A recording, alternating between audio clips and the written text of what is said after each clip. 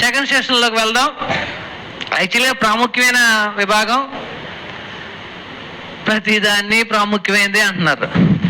అవును, బైబిల్లో రాసిన ప్రతిదీ ప్రాముఖ్యమైనది.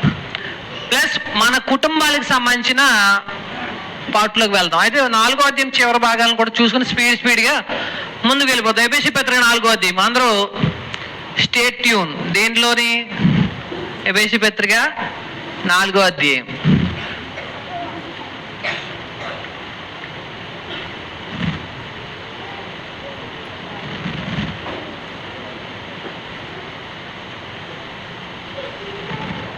పదిహేడవ వచనం కానించి, అన్ని జనులు నడుచుకున్నట్లు మీరు ఇక మీదట. కాబట్టి ఇప్పుడు వరకు ఏం నేర్చుకున్నాం? లాస్ట్ సెషన్లో ఏం నేర్చుకున్నాం? సంఘం ఐక్యంగా ఉండాలి, సంఘంలో ఎలా నడుచుకోవాలో తెలుసుకున్నాం. రైట్. ఇప్పుడు మనం ఏం చేయాలి? ఇప్పుడు అన్ని జనుల వలె నడవకూడదు. 17వ అధ్యాయము 4వ అధ్యాయం 17 నుంచి 32 వచనాలు. అన్ని జనుల వలె నడవకూడదు, ఎలా నడవాలి, సంఘములో ఎలా నడవాలో తెలుసుకున్న మనం లోకంలో సమాజంలో ఎలా నడవాలో తెలియాలి. దాని గురించి మనం కూడా చూద్దాం. అన్ని జనులు ఎలా నడుచుకుంటారంట? అంధకార సంబంధమైన మనసు గలవారే తమ హృదయ కాఠిన్యము వలన తమలో ఉన్న అజ్ఞానము చేత దేవుని వలన కలుగు జీవములను వేరు చేయబడిన వారై తమ మనసునకు కలిగిన వ్యర్థతను అనుసరించి నడుచుకొనుచున్నారు. మొదటి పేతురు 4:9 కూడా పేతురు గారు అన్ని జనులు ఎలా నడుచుకుంటారో తెలియజేశారు. మనం వాళ్ళలా నడుచుకోకూడదు. ఒకప్పుడు లోకంలో మనం కూడా పోకిరీ చేష్టలు, దురాశలు, మద్యపానము, అల్లరితో కూడిన ఆటపాటు, త్రాగుబోతుల విందులు, చేయదగిన విగ్రహ పూజలు మొదలైన వాటి నడుచుకొనొచ్చు అన్ని జనుల ఇష్టం నెరవేర్చుచుంటూ గతించిన కాలమే చాలు. సరిపోతుంది. ఇప్పుడు దాకా చాలా మంది ఎంజాయ్మెంట్ లేదండి, చాలు చేసింది చాలు. ఇప్పుడు లోకంలో ఇప్పుడు దాకా చేసింది చాలు, లోకాన్ని అనుభవించింది చాలు, అయిపోయింది. అక్కడ మాట ఉండొచ్చండి, అన్ని జనుల ఇష్టము. ఈ లోకంలో ఒకటి జరుగుతుంది. ఏంటో తెలుసా? ఒక వ్యక్తికి మందు అలవాటు ఉండదు. ఈ మందును అలవాటు చేయడానికి ఒక మందు ఉంటుంది. మంచోడిని కూడా ఏం చేస్తారు? కలిపేసుకుంటారు లోకంలో. ఇప్పుడు వీడు మొహమాటంతో మా ఫ్రెండ్స్ అందరూ, అరే నువ్వు ఒక్కడే దేవుని నమ్ముకున్నావా? మీ దేవుని నమ్ముకున్న వాళ్ళు చాలా మంది మా వీధిలో ద్రాక్షాపానాన్ని ఏం చేస్తున్నారు? ప్రభువుని సేవించట్లేదు. దేన్ని సేవిస్తున్నారు? మద్యాన్ని సేవిస్తున్నారు. అనగానే మనోడికి పౌరుషం వచ్చేసి అన్ని జనుల ఇష్టం నెరవేర్చు. చాలు, అయిపోయింది ఆ కాలం. ఇక అన్ని జనుల జోలికి, అన్ని జనుల్లో మనం ప్రవర్తించడానికి ఎట్టి పరిస్థితుల్లో దేవుడు ఒప్పుకోడు. నెక్స్ట్, అన్ని జనులు ఎలా నడుచుకుంటారో చెప్తా. అంధకారమైన మనసు గలవారు, కఠిన హృదయం గలవారు, అజ్ఞానులు, దేవుని వలన కలుగు జీవము నుండి వేరు చేయబడిన వారు, మనసుకు కలిగిన వ్యర్థతను అనుసరించి నడుచుకునేవారు. అంధకారమైన మనసు అంటే మన కళ్ళు కనిపించకపోతే ఎక్కడికి వెళ్తున్నామో ఏంటో తెలియదు. నిజంగా లోకంలో ఉండేవాడు బాగా తిండి తినడం, గొప్ప బట్టలు కట్టుకోవడం, డబ్బు సంపాదించుకోవడమే జీవిత ధ్యేయంగా బతుకుతూ ఉంటాడు. మనకి ఒక్కోసారి అనిపిస్తూ ఉంటుంది, నేను దేవుని నమ్ముకున్నా తగ్గించుకోవాలనుకుంటా అంటారు, గొప్పలకు వెళ్ళకూడదు అంటారు. నాకంటే వాళ్ళు తెలివైన వాళ్ళు అని మీరు అనుకుంటున్నారేమో. కాదు, వాళ్ళకి జీవిత గమ్యం అంటే ఏంటో తెలీదు. మనసుకు అంధకారం అలుముకుంటే జీవితం అంటే ఏంటో తెలియదు, గమ్యం ఏంటో, ఏం చేస్తున్నాం, ఎందుకు చేస్తున్నామో తెలియదు. రెండో విషయం, కఠిన హృదయం. పాపం వల్ల హృదయం ఏమైపోతుంది తెలుసా? కఠినపరచబడుతుంది. చాలా మంది అందుకే ఏదో తాగకూడదా తాగి కూడా చెప్పాం, ఏమంటారు తెలుసా? మూడోసారి చెప్పాం, అవును నా ఇష్టం నేను తాగుతాను, నీకెందుకు అంటాడు. ఇంకోసారి చెప్పాను నీ ఇంటికి వచ్చి మరీ తాగుతాను అంటాడు. అంత అహంకారంగా ఎందుకు మాట్లాడతారు? హృదయం ఏమైపోయింది? కఠినమైపోయి. లోకంలో అజ్ఞానం ఉంది. మీకు విషయం చెప్పండి, చచ్చిపోయిన తర్వాత ఏం జరుగుతుంది ఎవరికైనా తెలుసా? మీకు కూడా తెలీదా? మీకు తెలీదా ఏం జరుగుతుందో చచ్చిపోయిన తర్వాత? తెలీదా? చెప్పండి. ఎవరు మాట్లాడట్లేదు. మనం చనిపోయిన తర్వాత ఏం జరుగుతుంది? నాకు వినపట్లేదు చెవుడు. ఎవరికి తెలియదంటే వాళ్ళకి తెలీదు, మనకు తెలీదా? చనిపోయిన తర్వాత నీతిమంతులు పరదేశికి, పాపులు నరకంలోకి వెళ్ళిపోతారు. అవునా? యేసుక్రీస్తు వారి రెండవ రాకల్లో ఏమవుతుంది? మనం మళ్ళీ పునరుద్ధానం, ఇవన్నీ మనకు తెలిసే తెలీదా? ఆ జ్ఞానం ఎక్కడ లేదు? అనుజనులకు లేదు, లోకంలో ఉన్న వాళ్ళకి తెలియదు, మనకుంది. అక్కడ అజ్ఞానం ఉంది, మన దగ్గరే ఉంది. మనోళ్ళు కూడా కుండోళ్ళు ఈ భక్తి అని పోయి మా ఊరు చింత చెట్టు మీద చూశాను. ఎవరిని చూసావు? ప్రార్థన కొత్త ఉండి కనిపించిందంట. ఏంటి? కనిపించక నీకే కనిపించాలా? కనిపించి అని ఆడదయ్యాలే. ఏదయ్యాలు? ఆడదేళ్ళు. బతుకున్నప్పుడు అంతే, చచ్చిపోయినప్పుడు అంతే. వాళ్ళు అలా అనకూడదు కదా. బతుకున్నప్పుడు ఏదైతే అన్నారు, చనిపోయినప్పుడు కూడా అలా అంటారా? సో ఇవన్నీ ఏంటంటే మనోళ్ళు ఏం చేశారు? అనిపించే ఇల్యూజన్స్ అంటారు. ఊహలో లేకపోతే రకరకాల ఫీలింగ్స్ ఇవన్నీ కలిగి చచ్చిపోయిన తర్వాత మనోళ్ళు చూడండి, ఈ చచ్చిపోయి చాలా మందికి పట్టే దెయ్యాలు, నాకు బిర్యానీ కావాలి. ఏం కావాలి? నాకు సీఎం పదవి కావాలంటే బాగుండు, గొప్పదే. లేదు కేజీ బంగారం కావాలంటే కొనేస్తారా? మిగిలిపోయిన బిర్యానీ పొట్లం పట్టుకొచ్చి పాడేస్తారు.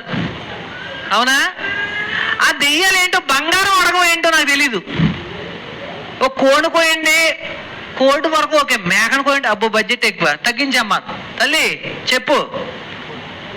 మేక మా వాళ్ళ కాదు, డజన్ గారెలు కావాలి. ఏంటివా? లోకల్ ఇవన్నీ చూసి మనం ఏమనుకుంటున్నాం, కానీ లోకంలో అది ఉంది. వాస్తవానికి నిజంగా ప్రేమ దేవుని పిల్లలారా, చనిపోయిన మనిషి దేవుడి కంట్రోల్లోకి వెళ్ళిపోతాడు. ఆత్మ తాను దయచేసిన అంటే అందరూ పల్లలోకి వెళ్ళిపోద్ది అనుకుంటున్నారేమో. దేవుడి కస్టడీలోకి వెళ్ళిపోద్ది, దేవుడి కంట్రోల్లోకి వెళ్ళిపోద్ది. దేవుడు అరెస్ట్ చేసి పాతాళ లోకమందులై కటిక దాన్ని ఏమంటారు, అది కాదు, వేదనకరమైన స్థలంలోని పంపి అక్కడ అరెస్ట్ చేసేస్తారు. నీతిమంతులు విశ్రాంతిలోకి వెళ్ళిపోతారు. రైట్, అలా ఉండకూడదు. అందకరమైన ఇదంతా మనకి. ఇప్పుడు నెక్స్ట్ అలా ముందుకు వెళ్తూ 4వ అధ్యాయం 23వ వచనంలోకి వచ్చారు. అన్ని జనుల్లో ఉండకూడదు, మరి ఎలా ఉండాలి? అయితే మీరు యేసును గురించి విని ఆయన యందు సత్యం ఉన్నది ఉన్నట్టుగానే ఆయన యందు ఉపదేశింపబడిన వారైన ఎడల మీరు అలాగూ క్రీస్తు నేర్చుకున్నవారు కారు. ఎలాగూ నేర్చుకున్నవారు కారు అంటే ఎలాగా? ఇది వరకట్లాగే ఉండడానికి యేసు ప్రభు చెప్పలేదంట. ఇంకో విషయం నేను అర్థమే చెప్తాను. సత్యం యేసుక్రీస్తునందు ఉన్న సత్యము ఉన్నది ఉన్నట్టుగా నేర్చుకున్న ఏ మనిషి కూడా అన్ని జనుల్లాగా ఉండడు. ఒకప్పుడు తను ఎలా ఉన్నాడో నేర్చుకున్న తర్వాత అలా ఉండడు. ఎప్పుడు చూడము అక్కడ మాట అండర్లైన్ చేయండి. ఉన్నది ఆయన అందరి సత్యము ఉన్నది ఉన్నట్టుగానే ఆయన ఎంత ఉపదేశింపబడిన వారు. సరిగ్గా సత్యాన్ని కరెక్ట్గా నేర్చుకున్నవాడు తాను రక్షణ పొందడానికి ముందున్నట్టుగా పొందిన తర్వాత ఉండడు, గ్యారంటీ. ఎప్పుడు క్రీస్తునందుల సత్యం ఉన్నది ఉన్నట్టుగా బోధింపబడుతుంది. మన వాళ్ళు బోధిస్తూ ఉంటారు ఏమని? అమ్మ ముందు బాప్తిసం తీసుకో, మిగతా తర్వాత చూసుకుందాం. మిగతా ముందు చూసుకో, తర్వాత అంతే కదా. మారు మనసు పొందకుండా, దిద్దుబాటు లేకుండా, ఒక ఖచ్చితమైన తీర్మానం లేకుండా నీటిలో మునిగి సరిపోద్దా? గుర్తుపెట్టు, బాప్తిసం ఇచ్చేయడానికి తెలియాలి. బాప్తిసం ఇచ్చేయడానికి తెలియాలి. ఏం తెలియాలి తెలుసా? ఎందుకు బాప్తిసం ఇస్తున్నాను? తీసుకునేదని కూడా తెలియాలి. ఎందుకు? నేను బాప్తీసం తీసుకుంటున్నాను. మీకు అర్థమైందా? లేకపోతే అది ఏమవుతుంది? నీటిలో మునిగొచ్చేసినట్టు అవుతుంది. కాబట్టి ఏం చేయాలి? కావున మునుపడి ప్రవర్తన విషయంలో అనేది మోసకరమైన దురాశలను చెడిపో మీ ప్రాచీన స్వభావమును వదులుకొని మీ చిత్తవృత్తిలో నూతన పరచబడిన వారై యేసుక్రీస్తునందు సత్యము ఉన్నట్టుగా బోధింపబడితే మన జీవితంలో మార్పులు రావాలి. ఏ మార్పు రావాలంటే చిత్తవృత్తి. చిత్తం అంటే మనసుకు ఒకటి అలవాటైపోయింది అబద్ధాలు ఆడడం. మనసుకు ఒకటి అలవాటైపోయింది దొంగతనాలు చేయడం. మన మనసుకు ఒకటి అలవాటైపోయింది మద్యానికి బానిసలు అయిపోవడం. మన మనసుకు ఒకటి అలవాటైపోయింది సమయానికి సీరియల్ సినిమాలకి ఎంజాయ్మెంట్లకి వెళ్ళిపోవడం. ఇప్పుడు వృత్తి మారాలి. ఏ వృత్తి? చిత్తవృత్తి మారాలి. కొన్ని చెత్త వృత్తులు కూడా మారాలి. చెత్త వృత్తులు అంటే యేసుక్రీస్తులో రావడానికి ముందు నేనండి కొన్ని అమ్మేవాడినండి. ఇప్పుడు యేసుప్రభులోకి వచ్చి కొన్ని అవి అమ్మకూడదు. మరి అది తెలుసు కదా మీకు ఏంటో. అంటే అటువంటి వృత్తులు కూడా మ్యాక్సిమం వృత్తులు మార్చుకోక్కర్లేదు, కానీ కొన్ని వాక్యానికి వ్యతిరేకమైన వృత్తులు ఉంటాయి. చేసే పనులు ఏం చేయాలి? మీకు అర్థమైందా? ఒక ఆయన షాప్ పెట్టాడండి. షాప్ పెట్టి సిగరెట్లు, ఇంకా కైని గుట్కా ప్యాకెట్లు, దాన్ని ఏమంటారు, ప్రభుత్వానికి తెలియకుండా చిన్న చిన్న బాటిల్ కూడా పెట్టాడు. మేము చెప్పాం అలా చేయకూడదు కదంటే, నేను ఏమైంది వచ్చినట్టు కరపత్రిక ఎత్తాడంట. ఏమెత్తాడు? కరపత్రిక తీసుకుంటాడు, బాటిల్ తీసుకుంటాడా? ఆయన ఉద్దేశం ఏంటి? అలా తిట్టామని చెప్పి ఏమన్నాడు? మేము అది అమ్ముతూనే ఉంటాను, ఏం చేస్తాను, కరపత్రిక తీసుకొని దాంట్లో 2 పకోడీలు వేసుకొని తినేసి పక్కన పాడేసి వెళ్ళిపోతాడు. ఇప్పుడు మనకి అంటే అటువంటి కూడా కొన్ని మార్చుకోవాల్సి ఉంటే ఖచ్చితంగా ఏం చేయాలి? మార్చుకోవాలి. కానీ మెయిన్ ఇక్కడ ఉద్దేశం అంటే చిత్తవృత్తి అంటే అర్థం ఏంటి? మన మనసుకి పాపం చేయడానికి అలవాటు అయిపోయిన విషయాలు ఉంటాయి, ఆ వాటిలో నూతన పరచబడాలి. నీతి యథార్థమైన భక్తి గలవారై దేవుని పోలిక నవీన స్వభావమును ధరించుకొనవలెను. పాప పురుషుడు చచ్చిపోయి నవీన పురుషుడు నూతన స్వభావం రావాలి. ఇది యేసుక్రీస్తునందు సత్యము ఉన్నట్టుగా ఉపదేశించబడితే. మీకు ఒక విషయం చెప్తున్నాను. ఇక్కడ రత్నకిషోర్ గారు చక్కని వాక్యం చెప్తారు, మంచి వాక్యం చెప్తారు. దేవుని ఆత్మ సంబంధమైన సంగతులు ఉన్నట్టుగా తెలియజేస్తారు. సో అవి మనం ఏం చేయాలి? మన స్వభావాన్ని మార్చుకోవాలి. మీరు జనరల్గా ఆడియన్స్ ప్రసంగికులకి మార్కులు వేస్తారు. మార్కులు కాదు, మార్పులు కావాలి. ఇక్కడ ఉన్న మేము ఎవరం కూడా ప్రసంగికులకి మార్కులు వేస్తే స్వీకరించి తక్కువ మార్కులు వేసిన ఫీల్ అయిపోయి ఎక్కువ మార్కులు అయితే పొంగిపోయే రకాలేం కాదు. వాక్యం చెప్పడం యొక్క ఉద్దేశం సేవకులు ఏం కలిగి ఉండాలి? ఎవరైనా సరే సమాజానికి దేవుని వాళ్ళ మార్పుల కోసం. బ్రదర్ ఎలా చెప్పాను ఈరోజు? ఎరగొట్టేనా అయిపోయి ఊపేశారండి బాబు, కేకలేసారండి, అరిచేయారండి. ఇందుకోసం కాదు. అంతా అయిపోయిన తర్వాత మనుషులు ఎలా ఉంటారో తెలుసా? ఉదాహరణకి శంకరి పరిచయుడు ప్రార్థన. పరిచయుడు ఏం చేశాడు? ప్రభు ఈ శంకర వలె లేకుండా, వీడి వలె కాకుండా, ఆ దుర్మార్గుల్లా కాకుండా నేను ఎలా ఉన్నాను. ఈ ప్రసంగం అంతా చెప్పిన తర్వాత ఒక ఆయనకి ప్రార్థన ఇచ్చారు. అప్పుడు ఈయన ప్రార్థన చేశాడు, ప్రభు ఆ పరిచయుడు వలె కాకుండా. ఇప్పుడు ప్రసంగం అయిన అర్థం ఏమైంది నీకు? నువ్వేం చేయకు ఇంకొకరితో పోల్చుకొని ఆయన తక్కువ చేసి నువ్వు ఎక్కువ భక్తివాడు అని అనుకోకు. అదే సారాంశం. ప్రభువా మేము ఆ పరిచయం వల్లే ఉండట్లేదు. ఎలా ఉండట్లేదు? ఆ పరిచయం ఏమనుకున్నాడు? శంకర్ వల్లే ఉండట్లేదు అనుకున్నాడు. సారాంశాన్ని అర్థం చేసుకోవాలి. నెక్స్ట్, ఎందుకంటే మెయిన్ పార్ట్లోకి వెళ్ళిపోతున్నాను నేను. 20 చూడండి తర్వాత పారాగ్రాఫ్ నుంచి ఏం చెప్తున్నాడు? 4వ అధ్యాయము 25 నుంచి మనము ఒకరికొకరము అవయములై ఉన్నాము. చూడండి, పనులు చెప్పాడు, జరగవలసిన పని కారణం. ఒకసారి చూడండి ఆ పేరాలో ఏముందో మీకు మీరు అర్థం చేసుకోవడానికి వీలుగా రాశాను. చూడండి ఒకసారి. గనుక మీరు జరగవలసిన పని నెంబర్ 1, అబద్ధం ఆడకూడదు. మనం ఏం చేయకూడదు? అబద్ధం ఆడకూడదు. 1000 అబద్ధాలైనా ఒక పెళ్లి చేయండి, ఇప్పుడు చేయండి, వాళ్ళు మనకి పెద్ద శుభదినం, దుర్దినం, ఏదో దినం చేస్తారు. ఎందుకు? అంతే కదా, ఉద్యోగం ఉందని చెప్పి నా గొంతు కోసారు, లేకపోతే ఏమాడినందుకు. అసలు బైబిల్ ఏం చెప్తుంది? అబద్ధం ఆడకూడదు. ఎవరినో మెప్పించాలని మీరు కానీ అబద్ధాలు ఆడటం మొదలు పెట్టారనుకోండి, జీవితాంతం అబద్ధాన్ని ఏం చేయాలి? దాన్ని కాపాడడానికి ఇంకో అబద్ధం ఆడాలి. ఉద్యోగం అన్నారండి, ఏంటంటే వెళ్తున్నాడు రోజు, ఎక్కడ? హైదరాబాద్లో ఎక్కడ? దిల్సుఖ్ నగర్లో, అక్కడెక్కడ? ఫలానా కంపెనీ. సో ఇవన్నీ పుట్టగించాలి. ఒక అబద్ధం కోసం ఏం చేయాలి? అవసరం లేదు, మన ఒరిజినల్ ఏంటో అది చెప్పాలి. ఎందుకు అబద్ధం ఆడకూడదు మనం? రైట్. ఇంకో రెండు ఆ రీజన్ చెప్పిన తర్వాత ఇంకేమొద్దు అన్నాడు చూడండి, కోపడకండి. ఆడు కోపడద్దు అన్నాడా, పడమన్నాడా? చూద్దాం. అపవాది గురించి చెప్పారు. దొంగతనం మానేయాలి, దుర్భాష మానేయాలి, పరిశుద్ధాత్మను దుఃఖపరచుకోడు, క్షమించండి. ఎందుకు? రీజన్ చెప్తున్నాడు చూడండి. ఫస్ట్ కానీ మళ్ళీ వద్దాం. ఒకరితో ఒకడు అబద్ధం ఆడకూడదు, సత్యమే పలకండి, ఎందుకంటే మీరు ఒకరికి ఒకరు అవయవాలై ఉన్నారు. ఈ వ్యవస్థలో, సంఘ వ్యవస్థలో కానీ సామాజిక వ్యవస్థలో కానీ మనం ఒకరి మీద ఒకరు డిపెండ్ అయి ఉంటాం. మనం ఒక విషయాన్ని, మన మెదడు కాలికి ఒక విషయం చెప్పాలనుకోండి, ఏం చేయాలి తెలుసా? ఏం చేయాలి? వాళ్ళ బాడీ ఒక్కొక్క బాడీ నుంచి ఏం చేయాలి? మెసేజ్ని పాస్ చేయాలి. అప్పుడు మనకేం అర్థమవుతుంది? ఉదాహరణకి మన ఏదో తేలు కుట్టింది, కుట్టిన వెంటనే కాలు వెంట మనం ఏం చేస్తాం? నొప్పి వచ్చింది కాబట్టి వెంటనే కాలు తీసేసుకుంటాం కదా. ఇది విత్ ఇన్ సెకండ్స్లో జరుగుతుంది. మన మెదడుకి వెంటనే ఏదో విషకీటకం కుట్టిన సమాచారం వెళ్ళిపోయింది.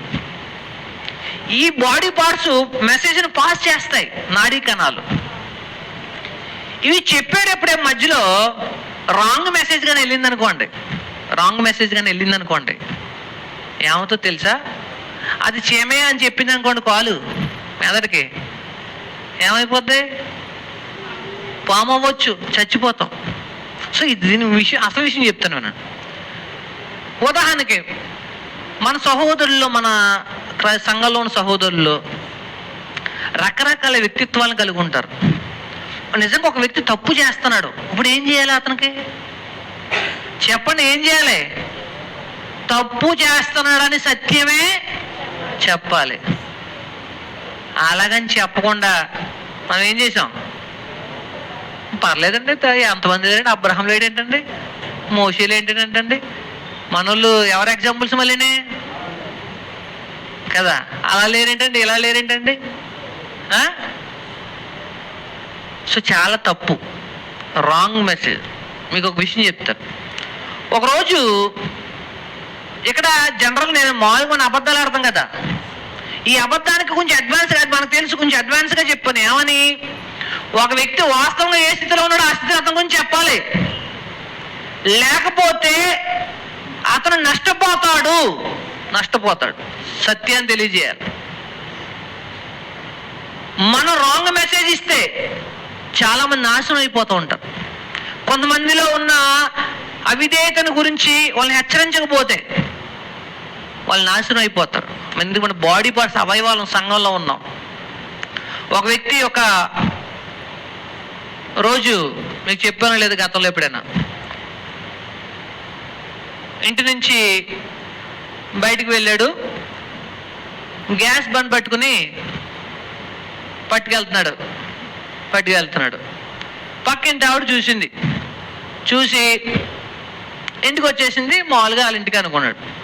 అదే రోజు సాయంత్రం ఎవరింట్లో అయితే గ్యాస్ బండ్ పట్టుకెళ్ళాడో వాళ్ళ ఇంట్లో గ్యాస్ అయిపోయింది. పక్కింటి ఆవిడ వచ్చి, అక్కయ్య గారు ఇదిగోండి మా ఇంట్లో గ్యాస్ అయిపోయింది, కొంచెం మా ఆయన గారికి టీ పెట్టాలి, కొంచెం గ్యాస్ వాడుకుంటానంటే వాడుకోమో, దానికి ఏముంది, అయినా పొద్దున్న మా ఆయన గారు గ్యాస్ బండ్ తేవడం నేను చూశాను కదా అన్న.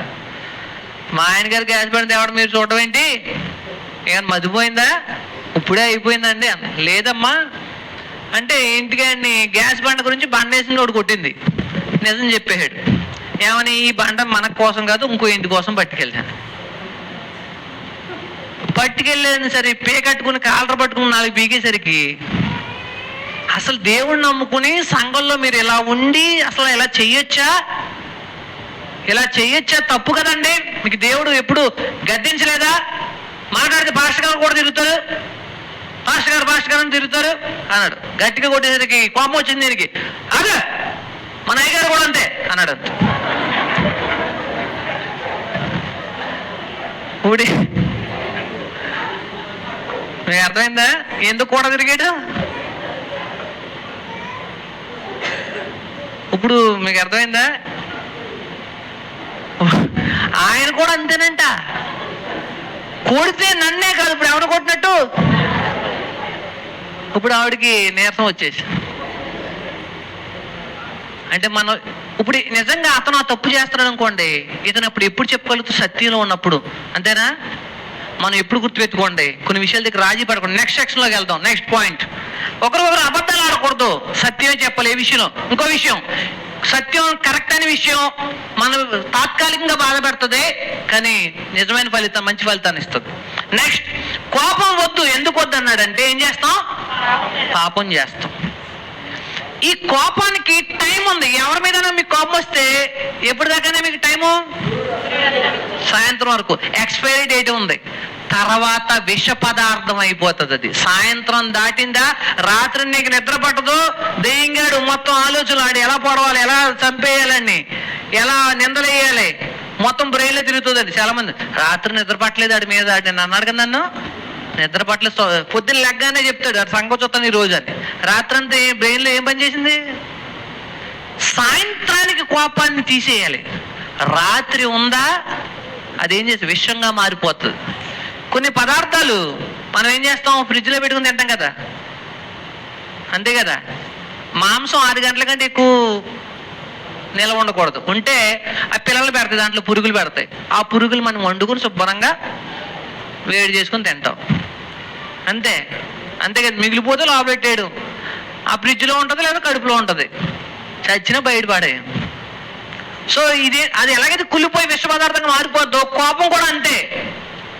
సో కోపపడడానికి లిమిట్ ఏంటంటే, ఒక వ్యక్తి ఏదైనా తప్పు చేసినప్పుడు హెచ్చరించడానికి కోపపడదు, అంతే తప్ప గొడవలు పెట్టుకోండి. నిజంగా ఇన్ కేసు మానవ స్వభావం బట్టి కోపం వచ్చి ఇంకోటి, దానికి ఏముంది? ఎక్స్పైరీ డేట్ ఎన్ని? Within 24 hours. ఉదయం వచ్చింది అనుకోండి, ఉదయం 6 గంటలకి టైం చూసుకోవాలి. అయిపోయి సాయంత్రం 6 అయిపోతుంది, ఇప్పుడు ఏం పోవాలి? కోపం పోవాలి. మనలో కాళ్ళు చేతులు మసాలా నూరేస్తూ ఉంటారు, కొంచెం పళ్ళు కొరికేస్తూ ఉంటారు, అంతే కదా. ఇప్పుడు మీరు 5:55 కోపం వచ్చింది, ఇప్పుడు ఏం చేయాలి చెప్పండి? 6 గంటలు క్లోజ్ చేయాలి. మీకు అర్థమైందా? నిజం, సీరియస్ విషయం. ఎందుకంటే సూర్యుడు అస్తమించు వరకే, తర్వాత కోపం ఉండకూడదు. నెక్స్ట్, అపవాదికి ఏం చేయకూడదు? చోటు ఇవ్వకూడదు. ఆడెంత చోటిస్తే అంత మొత్తం ఆక్రమించేస్తాడు. నెక్స్ట్, దొంగతనం మానేసి ఏం చేయి? పంచి పెట్టడానికి కష్టపడు. ఎంత మంచి, నిజంగా క్రైస్తవం ఎంత బాగుందో చూసారా? దొంగతనం చేయకూడదనే బోధలు ప్రపంచంలో మీరు ప్రతి చోట వింటారు, ఏ మతంలో లేదు. కానీ క్రైస్తవుల్లో గొప్పతనం ఏంటి తెలుసా? దొంగతనం మానేసి కష్టపడి సంపాదించి అక్కరగల వారికి పంచిపెట్టు. ఇప్పుడు దొంగోడు ఏమవ్వాలి? దాత అవ్వాలి. మనోళ్ళు కూడా మంచి దొంగ అంట, ఆడు దొంగగానే ఉంటాడు. మా వాడు మంచి దొంగ అంట. అందరూ దొంగతనం చేయడు, దుర్మార్గులు, పెద్ద పెద్దోళ్ళు కదా. కుదరదు. దొంగతనం మానేసి ఇంకో పని చేయాలి. ఏంటి? పంచి పెట్టాలి. దుర్భాష మానేయాలి. చూడండి కింద అంటాడు, మీ నోట ఏ దుర్భాష అయినను అనుకూల వచనమే పలకండి. దుర్భాష ఏం చేస్తుంది? క్షేమాభివృద్ధి కలగదు. గుర్తుపెట్టుకు, మన వాళ్ళు మానవ సభలో ప్రతి చోట మనుషులు అలాగే ఉంటారు కదా. మన సహోదరుల మీద డైలాగులు వేస్తారు, కౌంటర్ డైలాగులు వేస్తూ ఉంటారు. జనరల్గా నొచ్చుకోనంత వరకు ఒక లిమిట్ వరకు పనిచేస్తాయి, గుర్తుపెట్టుకోండి. ఒక ఆయన కష్టపడి పనిచేసాడు అనుకోండి, కష్టపడి పనిచేసినట్టు పొగడకు పోక మనం ఏం చేస్తూ ఉంటాం? అసలు కూర ఏంటంటే కూర అలా వండారు, నాకు చెప్తే మొత్తం నేనే వండేద్దును, నువ్వు వండితే మండిపోతును మొత్తం, అంతే కదా. మనం వండకపోగా వండిన ఆయన ఏం చేసాం, పేరెట్టి ఆయన మనసును వచ్చుకునేళ్ళు చేసి మొత్తం. అటువంటి అనుకూల వచనం అంటే పాజిటివ్గా మాట్లాడండి. బ్రదర్ బాగుండారు కానీ కొంచెం ఉప్పు వేస్తే బాగుండు, అందరూ తినగలిగితే ఉండు, నెక్స్ట్ టైం అలా ట్రై చేయండి అని చెప్పాలి. అంతేగాని అలా కూరవడం తింటాడా అన్నారనుకోండి, నిజంగా ఆయన ఉదయమే 4 గంటలకు లేచి కూరగాయలు అన్ని చక్కగా సిద్ధం చేసుకుని అన్ని పనులు చేసి ఆగ్రేవ్ చేసినందుకు ఆ కష్టాన్ని ఏం చేసాం, అది క్షమాభివృద్ధి కలిగి చేయదు. మాట్లాడేటప్పుడు చాలా జాగ్రత్త, ఒళ్ళు దగ్గర పెట్టుకుని మాట్లాడిన అంటారు కదా, నిజం. ఈ పదం బయటకు వెళ్ళేసరికి ఎటువంటి రెస్పాన్స్ వస్తుందో అర్థం చేసుకోవాలి మనం. తెలివైన వాళ్ళు అయితే నేను చాలా మంది మాటలు ఈజీగా మాట్లాడేస్తారు, ఈజీగా మాట్లాడేసి పైగా నాకు మనసులో ఏముండదండి, నీకు మెదడులో కూడా ఏం లేదు, మనసులో ఏంటి ఏం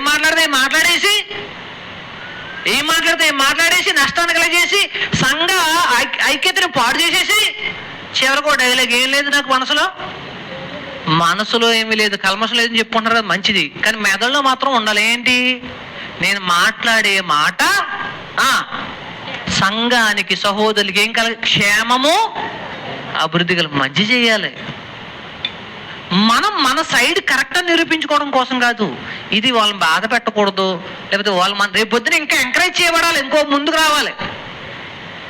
ఒక పని చేశారండి, మీరే ఒక పని చేశారు, ఇప్పుడు సౌండ్ సిస్టమ్ ఆయన పెట్టాడు, సౌండ్ సిస్టమ్ ఆయన పెట్టిన తర్వాత సాయంత్రం అయిపోయిన తర్వాత అందరి ముందు మీరు అందరూ పట్టి తిట్టారనుకోండి, ఇక్కడ నోడు ఎవడో వాడు నెక్స్ట్ సౌండ్ సిస్టమ్కి, ఎందుకు అంత బాగా చేసిన ఆయన్ని తిట్టారంటే నా పరిస్థితి ఏంటి, నెక్స్ట్ టైం ఇంకొకటి రాడు, మనం ఒక నష్టాన్ని చేకూరుస్తున్నాం, గుర్తుపెట్టుకోండి. నెక్స్ట్, పరిశుద్ధాత్మ దుఃఖపరచకండి. ఎందుకు, విమోచన దినం వరకు మనం ఏం చేయబడ్డాం, ముద్రింపబడ్డాం.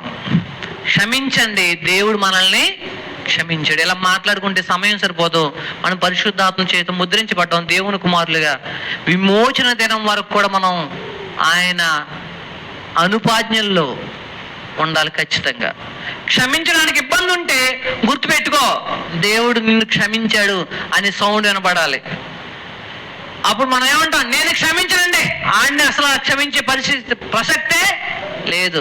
అప్పుడు సౌండ్ ఎక్కువలో వినపడుతుంది నీకు, దేవుడు నిన్ను క్షమించాడు. నువ్వేం చేసావు చెప్పమంటావా, నిన్ను కూడా క్షమించే ప్రసక్తే లేదు, కానీ ఏం చేశాడు, నువ్వు కూడా ఏం చేయి, క్షమించు. రైట్. నెక్స్ట్, నడుచుకునాలి. 4వ అధ్యాయము నుంచి 6వ వచనాల్లో, 4వ అధ్యాయము 1 నుంచి 16వ వచనంలో సంఘంలో ఎలా నడుచుకోవాలో చూసాం. 4:15 నుంచి 32 అన్ని జిల్లాలు ఎలా నడవకూడదో చూసాం. తర్వాత ఈ వెలుగు సంబంధాల వల్లే నడవాలి, 5వ అధ్యాయం 1 నుంచి 14 వరకు. తర్వాత స్పీడ్గా వెళ్ళిపోతున్నాం. నెక్స్ట్ 5వ అధ్యాయం 1 నుంచి 14 వచనాలు. ప్రారంభంలో చూడండి ఏముందో, కావున మీరు తగినది, మనకేం తగినదంట, ఫస్ట్ వచనం చదవండి. కావున మీరు ప్రియులైన పిల్లల వలె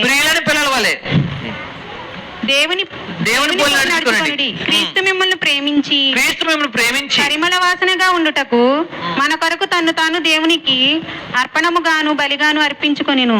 అలాగుననే మీరును ప్రేమ కలిగి నడుచుకొనుడి. మీలో జాగ్రత్తమే గాని. జాగ్రత్తగా 2 మెయిన్ విషయాలు ఏంటంటే, ఇక్కడ మనం దేవుని పోలి నడుచుకోవాలి. దేవుడు ఎలా నడుచుకుంటాడో అలా నడుచుకోవాలంట. మొదటి విషయం, దేవుడు పోలికలో ప్రేమ ఉంది, ఆ ప్రేమ వ్యక్తం చేయబడింది, యేసుక్రీస్తు వారి ద్వారా మనకి వ్యక్తం చేయబడింది. కాబట్టి మనం ప్రేమ కలిగి నడుచుకోవాలి. 2, పరిశుద్ధత కలిగి ఉండాలి. దేవుడి గొప్పతనం గురించి 2 మొక్కల్లో చెప్పండి అన్నారు అనుకోండి. 1, ఆయన ప్రేమ కలిగిన వాడు. 2, ఆయన పరిశుద్ధుడు. ప్రేమ కలిగిన వాడు అనేది ఆయన మనకేం చేశాడో చెప్తుంది. ఆయన పరిశుద్ధుడు అనే విషయం మనం జాగ్రత్తగా ఉండాలని చెప్తుంది. ఈ భాగంలో అదే మెయిన్ పాయింట్. ఆయన ప్రేమను వ్యక్తం చేశాడు, అట్ ద సేమ్ టైం ఆయన దేన్ని ఒప్పుకోడు, అపవిత్రతనే ఒప్పుకోడు. ప్రేమను చూపించి పవిత్రపరిచాడు. అయితే ఇప్పుడు ఏం చేయాలి, మన పవిత్రతని కాపాడుకోవాలి. అక్కడ చూడండి, మనకు తగినది తగనది అని కొన్ని విషయాలు చెప్పాడు. చూడండి ఏంటది, చదవండి. మీలో జారత్వమే గాని జారత్వమే గాని ఏ విధమైన అపవిత్రమే గాని వీటి పేరైనను ఎత్తకూడదు. ఇదే పరిశుద్ధులకు తగినది. వీటి జోలికి వెళ్ళకూడదు. తగినది మనకు తగినది ఏంటి? వీటి పేరైనను ఎత్తకూడదు. కొంతమంది పేరేంటి? పండితులు ఉన్నారు దీంట్లో, మరి పరిస్థితి ఏంటి? కాబట్టి మనం ఏం చేసేస్తాం? వాళ్ళ పేరైనా ఎత్తకూడదు. మీకు అర్థమైందా? వాళ్ళ గురించి మనకు అనవసరం. ఇప్పుడు నేను చాలాసార్లు చెప్పాను, మనం పరిశుద్ధుల గురించి మాట్లాడగలం, లెక్కెట్టుకోవాలి. పౌలు, పేతురు, యోహాను, పాపుల గురించి మాట్లాడగలుగుంటే ఎంతమంది ఉంటారు ప్రపంచంలో?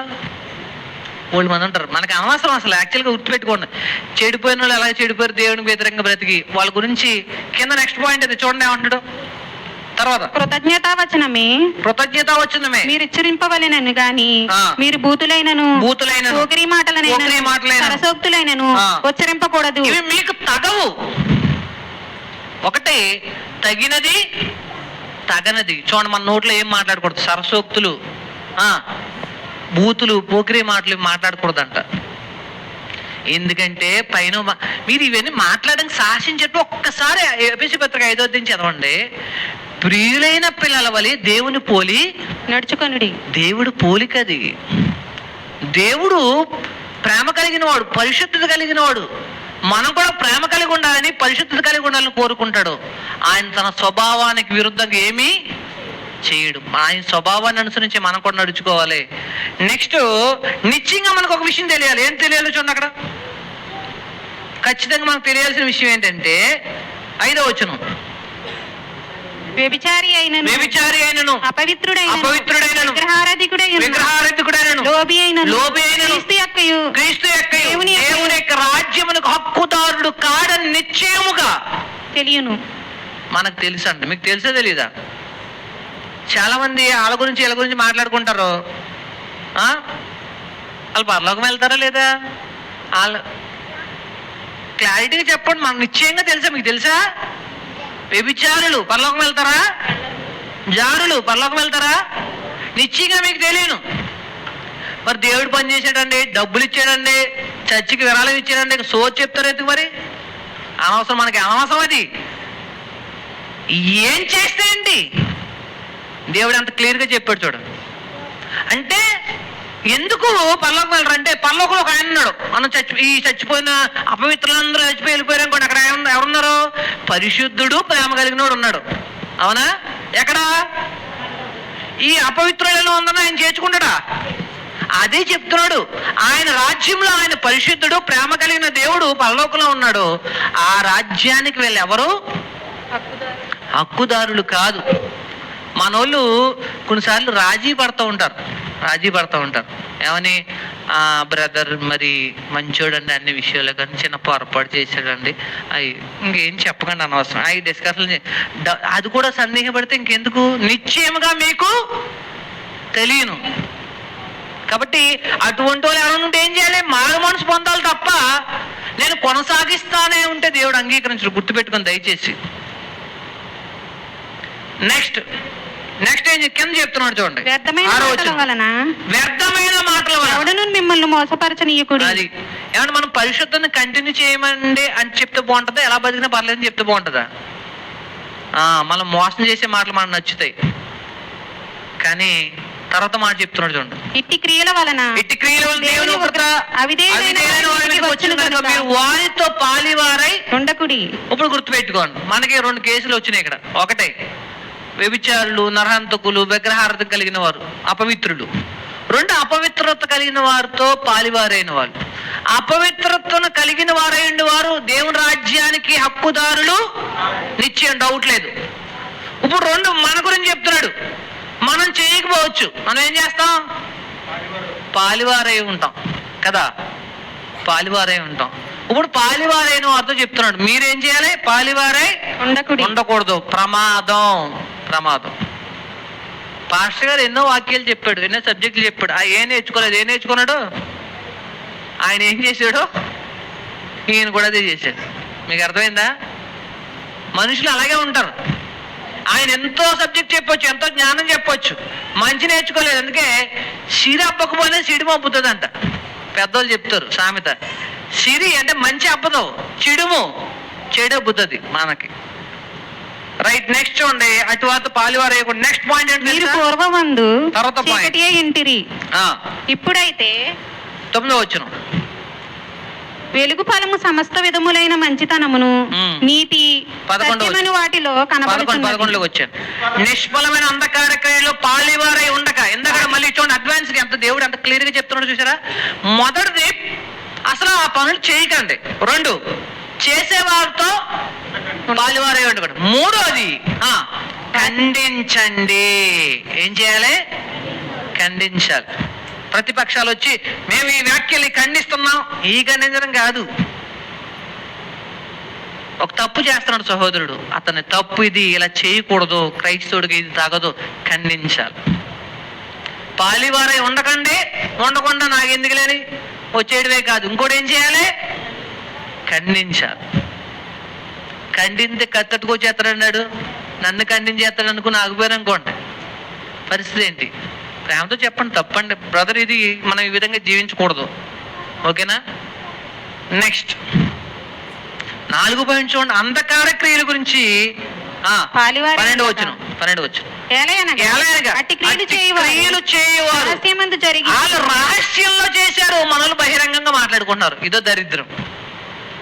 వాళ్ళు ఎక్కడెక్కడో తిరిగేదో దరిద్రమైన పనులు చేస్తే మనుషులు కొంతమంది మనల్ని బహిరంగంగా మాట్లాడుకుంటూ ఉంటారు. ఈయన ఏమంటాడు తెలుసు, దేవుడు ఎంత పవిత్రతను ఎక్స్పెక్ట్ చేస్తున్నాడు చూడండి. మాటల్లో, ప్రవర్తనలో, చూపుల్లో, ప్రతి విషయంలో మాట్లాడకండి.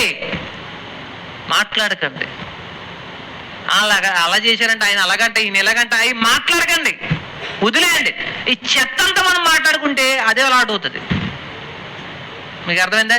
అటువంటి వేస్ట్ విషయాలు అంటే చాలా మంది కొన్ని చోట్ల జరుగుతున్నాయి అనుకోండి. ఆ విషయాల గురించి మనం ఏం చేయకూడదు.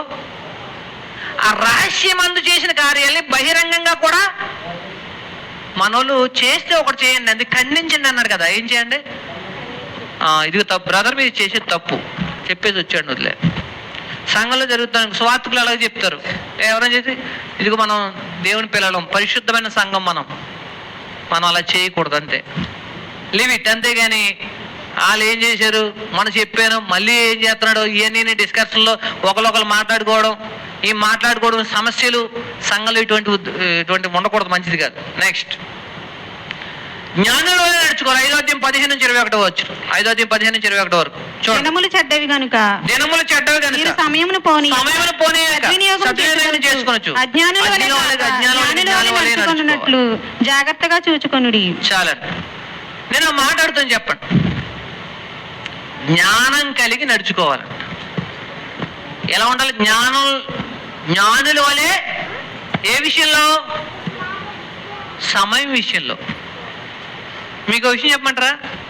చాలా మంది రూపాయి తినకుండా దాచి ఖర్చు పెట్టడం కూడా ఏమంటారు, తెలివైనడురా. రూపాయి పోగేసి ఏం చేశాడు? జాగ్రత్త చేసి సంపాదించాడు. తెలివైనడు కదా. అంటే రూపాయిని పాడు చేయకుండా పోగు చేసినోడు ఎవరు? తెలివైనడు. మనం సమయాన్ని ఎందుకు పాడు చేసుకుంటున్నాం? మీకు విషయం తెలుసా? డబ్బుని అనవసరంగా ఖర్చు చేయకూడదు అనే పరిస్థితి చాలా మంది తెలుసు. కొంతమంది తెలీదు, కొంతమందికి తెలుసు. ఇప్పుడు నా పర్సనల్ ఎక్స్పీరియన్స్ చెప్పిన, నాకు అత్యంత విలువైంది ఏంటంటే సమయం, కాలం. 1 గంట, 1 నిమిషం, 1 రోజు ఎంత విలువైందో నాకు తెలుసు. ఒక్కోసారి నాకు పడుకునేసరికి చాలా రోజులు 12 అయిపోతుంది. ప్రతిరోజు ఏదో కార్యక్రమం ఉంటుంది. తర్వాత రోజు ప్రసంగానికి సిద్ధం చేసుకోవాలి, పీపీటీ తయారు చేసుకోవాలి.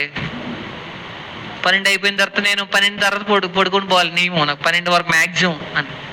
మళ్ళీ డేట్ మారిపోయింది, మళ్ళీ పొద్దున్నే స్కూల్కి వెళ్ళిపోవాలి, సాయంత్రం మళ్ళీ ఇది ఏదో కార్యక్రమం ఉంటుంది.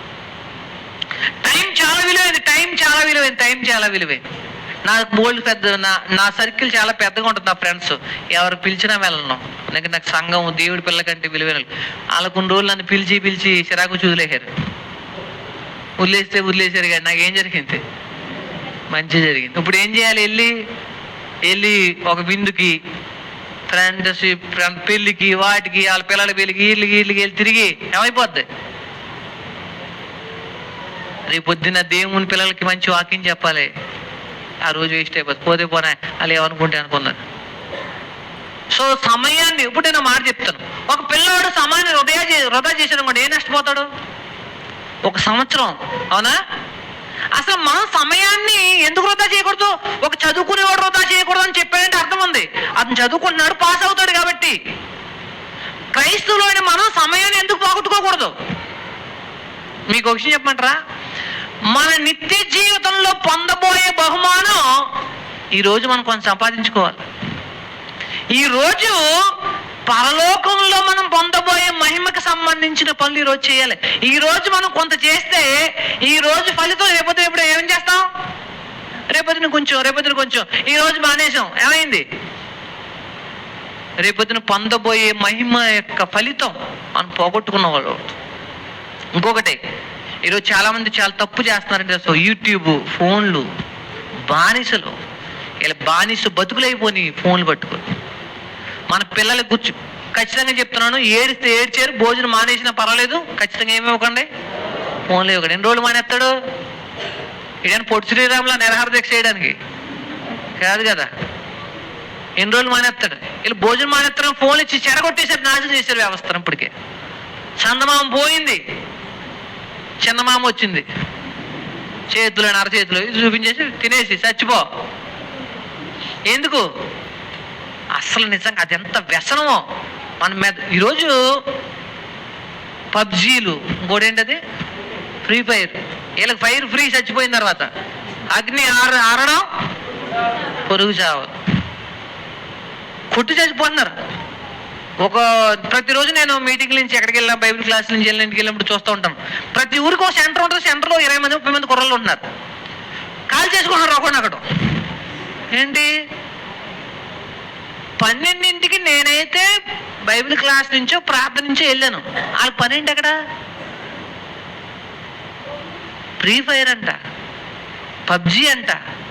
చూడండి, గుర్తుపెట్టండి, చాలా వృధా చేస్తారు మన వాళ్ళు. ఎట్టి పరిస్థితుల్లో కఠినంగా, నిర్దాక్షిణ్యంగా ఆపేయాలి. మీరు ఈరోజు నుంచి లేదనుకోండి, ఈరోజు డేట్ గుర్తుపెట్టుకోండి, ఏదో రోజు ఈ రోజు డేట్ గుర్తు ఉంటుంది, మీకు బాధపడతారు ఖచ్చితంగా, డౌట్ లేదు. వాళ్ళు ఎలా తయారైపోతున్నారు, మనసులు చెడిపోతున్నాయి, పాడైపోతున్నాయి.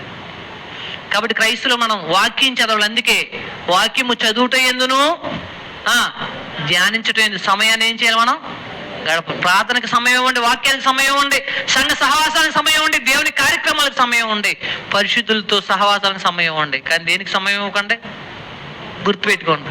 ఈరోజు పరిస్థితులు ఎలా మారిపోయి అంటే యూట్యూబ్ భక్తి, యూట్యూబ్లో ఉంటేనే భక్తి కాదండి.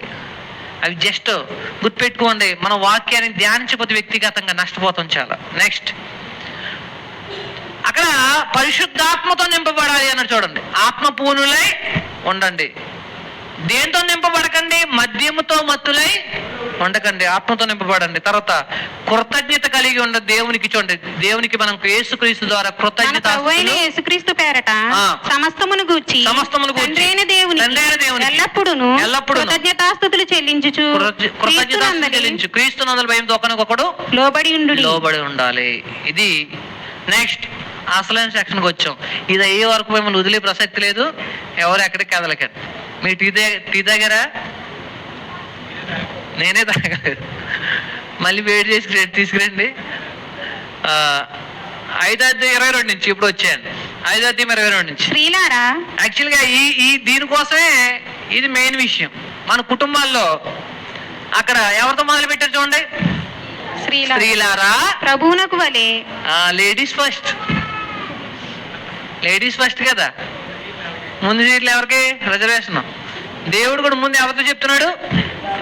స్త్రీలారా ప్రభువునకు వలె మీ సొంత పురుషులకు లోబడి ఉండుడి. సొంత పురుషులు లోబడి ఉండుడి. క్రీస్తు సంఘమునకు శిరస్సైనులాగున పురుషుడు భార్యకు శిరస్సై ఉన్నాడు. పురుషుడు భార్యకు శిరస్సై ఉన్నాడు. చూడండి, ఇప్పుడు ఒక విషయం గుర్తుపెట్టుకోండి, భర్త ఎలా ఉండాలి, భార్య ఎలా ఉండాలి, పిల్లలు ఎలా ఉండాలి అని చెప్పాడు. ఒకవేళ దేవుడు చెప్పి నేను వినను, నాకు సంబంధం లేదనుకుంటే మీకు ఒక విషయం గుర్తుపెట్టుకోండి. ఆయన ఎవరండి నా భర్తకు లోబడని చెప్పడానికి అని నన్ను అన్నారనుకోండి, మీరు అనగలరు. ఎవరిని అనలేరు? యేసుప్రభుని అనలేరు కదా. మీరు క్రీస్తులో ఉంటే ఇలాగే ఉండాలి, సందేహం అంటూ ఏమీ లేదు. అందుకే లోకంలో ఉన్న వాళ్ళకి క్రీస్తులో ఉన్న వాళ్ళకి తేడా ఉంది. అందుకే స్త్రీలారా ప్రభువునందు అన్నారు చూడండి. ప్రభునకు వలె అంటే క్రీస్తులో ఉన్న మనం ప్రభువుకి ఎలాగైతే లోబడుతున్నామో అలాగే ఎవరికి కూడా లోబడాలి? స్పీడ్గా వెళ్ళిపోతాం. అసలు ఆ క్రీస్తునందున్న కుటుంబం, క్రైస్తవ కుటుంబం అంటే అర్థం ఏంటంటే యేసు క్రీస్తులో ఉన్న భర్త, భార్య, పిల్లలు. క్రీస్తునందున్న ఈ కుటుంబం క్రైస్తవ కుటుంబం. ఈ క్రైస్తవ కుటుంబం ఎలా ఉండాలి అంటే చూడండి, మీకు డయాగ్రామ్లో యేసు క్రీస్తు వారు కింద భర్త, భార్య ఉన్నారు, వాళ్ళ కింద పిల్లలు ఉన్నారు. అయితే చూడండి, యేసుక్రీస్తు వారికి ముగ్గురు బాంధవ్యం కలిగిన వాళ్ళు. రైట్, ఈ విషయం మీకు అర్థమయ్యేలా చెప్తున్నా ఒకసారి. ఇక్కడ మనం నాకు నా భర్తకి సమస్య వచ్చింది, నాకు నా భార్యకి సమస్య వచ్చింది కదా. నాకు నా భార్యకి సమస్య వచ్చింది. చాలామంది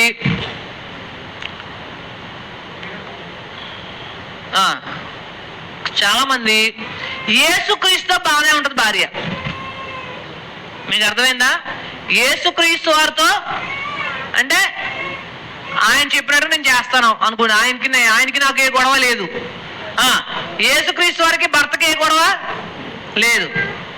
ఇప్పుడు ఇలా అనుకునే వాళ్ళకి ఏం తెలియాలంటే చూడండి, మన రిలేషన్ ఎలా ఉంటుంది అంటే, ఇప్పుడు భర్తకి భార్యకి సమస్య వచ్చింది.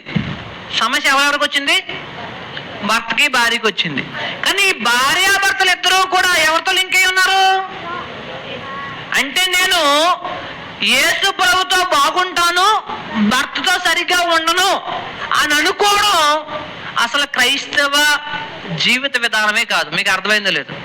మనకు చాలా మంది ఒక ధైర్యం ఉంది, భర్తతో గొడవ, భార్యతో గొడవ, పిల్లల్ని పట్టించుకోం. కానీ ఆ చర్చిలో చెప్పడం ఎక్కడ తోలేమంటే అక్కడ తోలేస్తాను మొత్తం.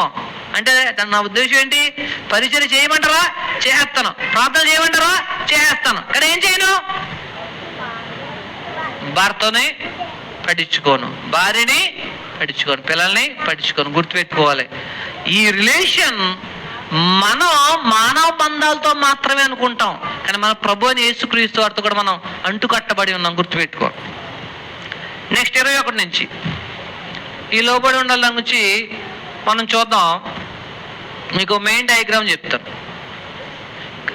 రైట్, స్త్రీలారా ప్రభువును కలిగి మీ సొంత పురుషులకు లోబడి ఉండండి. ఈ లోబడి ఉండడానికి ఒక ఉదాహరణ చెప్పండి. చూడండి, సంఘమునకు శిరస్సు అయ్యున్నలాగున క్రీస్తు పురుషుడు భార్యకు. రైట్, ఇది అంతటిని అర్థం చేసుకోవడానికి ఒక విషయం చెప్తాను. దేవుడు స్త్రీ పురుషుల బాంధవ్యాన్ని చెప్పడానికి ఒక ఉదాహరణ ఉపయోగించాడు. ఏంటది? క్రీస్తు సంఘం. క్రీస్తుకు సంఘం లోబడాలా, లోబడకూడదా? లోబడాలి. క్రీస్తు సంఘాన్ని ప్రేమించాలా వద్దా? ఇది మనకి ఇష్టమా కదా? ఇది ఒప్పుకున్న ఎవరైనా ఉంటారు ప్రపంచంలో? సంఘం అంటే యేసు ప్రభువుకు లోబడాలి అనేవాళ్ళు ఒప్పుకోని వాళ్ళు ఎవరైనా ఉంటారా? ఉండరు. కానీ ఏది ఒప్పుకోరు తెలుసా? ఇదే ఒప్పుకోరు. ఏది ఒప్పుకోరు? ఏది ఒప్పుకుంటారు? క్రీస్తు సంఘము క్రీస్తుకు లోబడాలి అనేదాన్ని ఒప్పుకుంటారు. ఏం ఒప్పుకోరంట? ఇంటికి యజమానురాలు నేనే, ఆయనకి ఏమీ తెలియదు, ఆయన చేతకానివాడు, నేనే అన్నీ చూసుకుంటాను కాబట్టి ఆయన వాళ్ళు గుర్తుపెట్టుకోండి.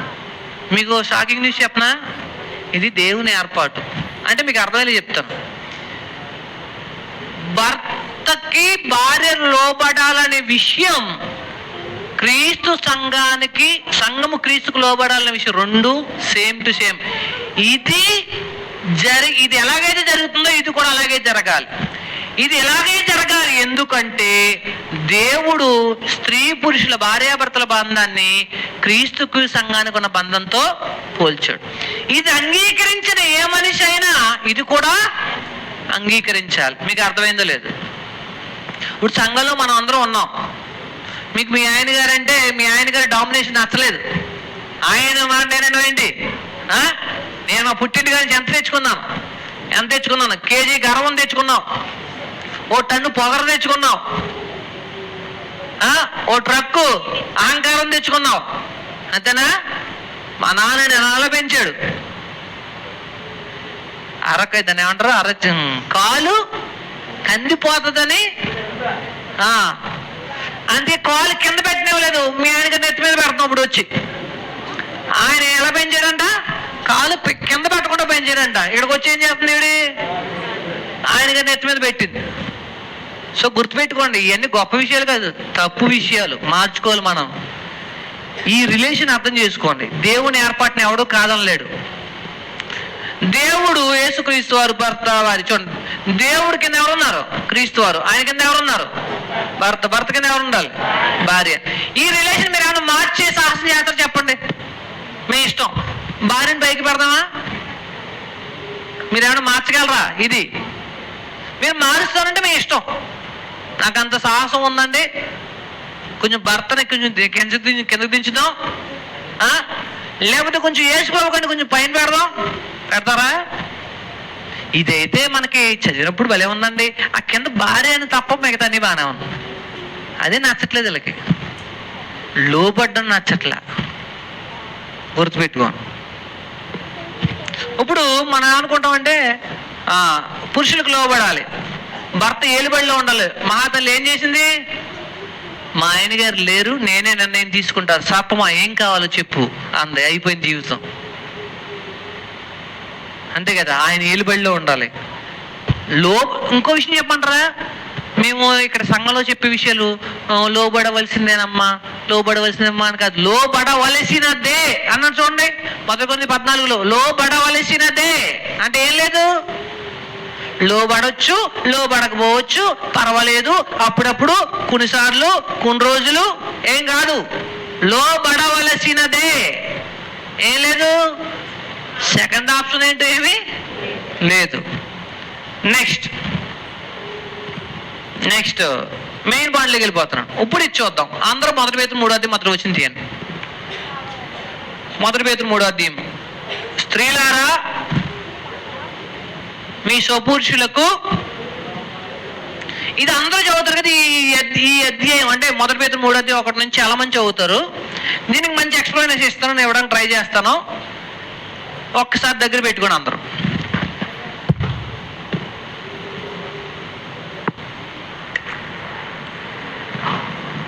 Okay, right.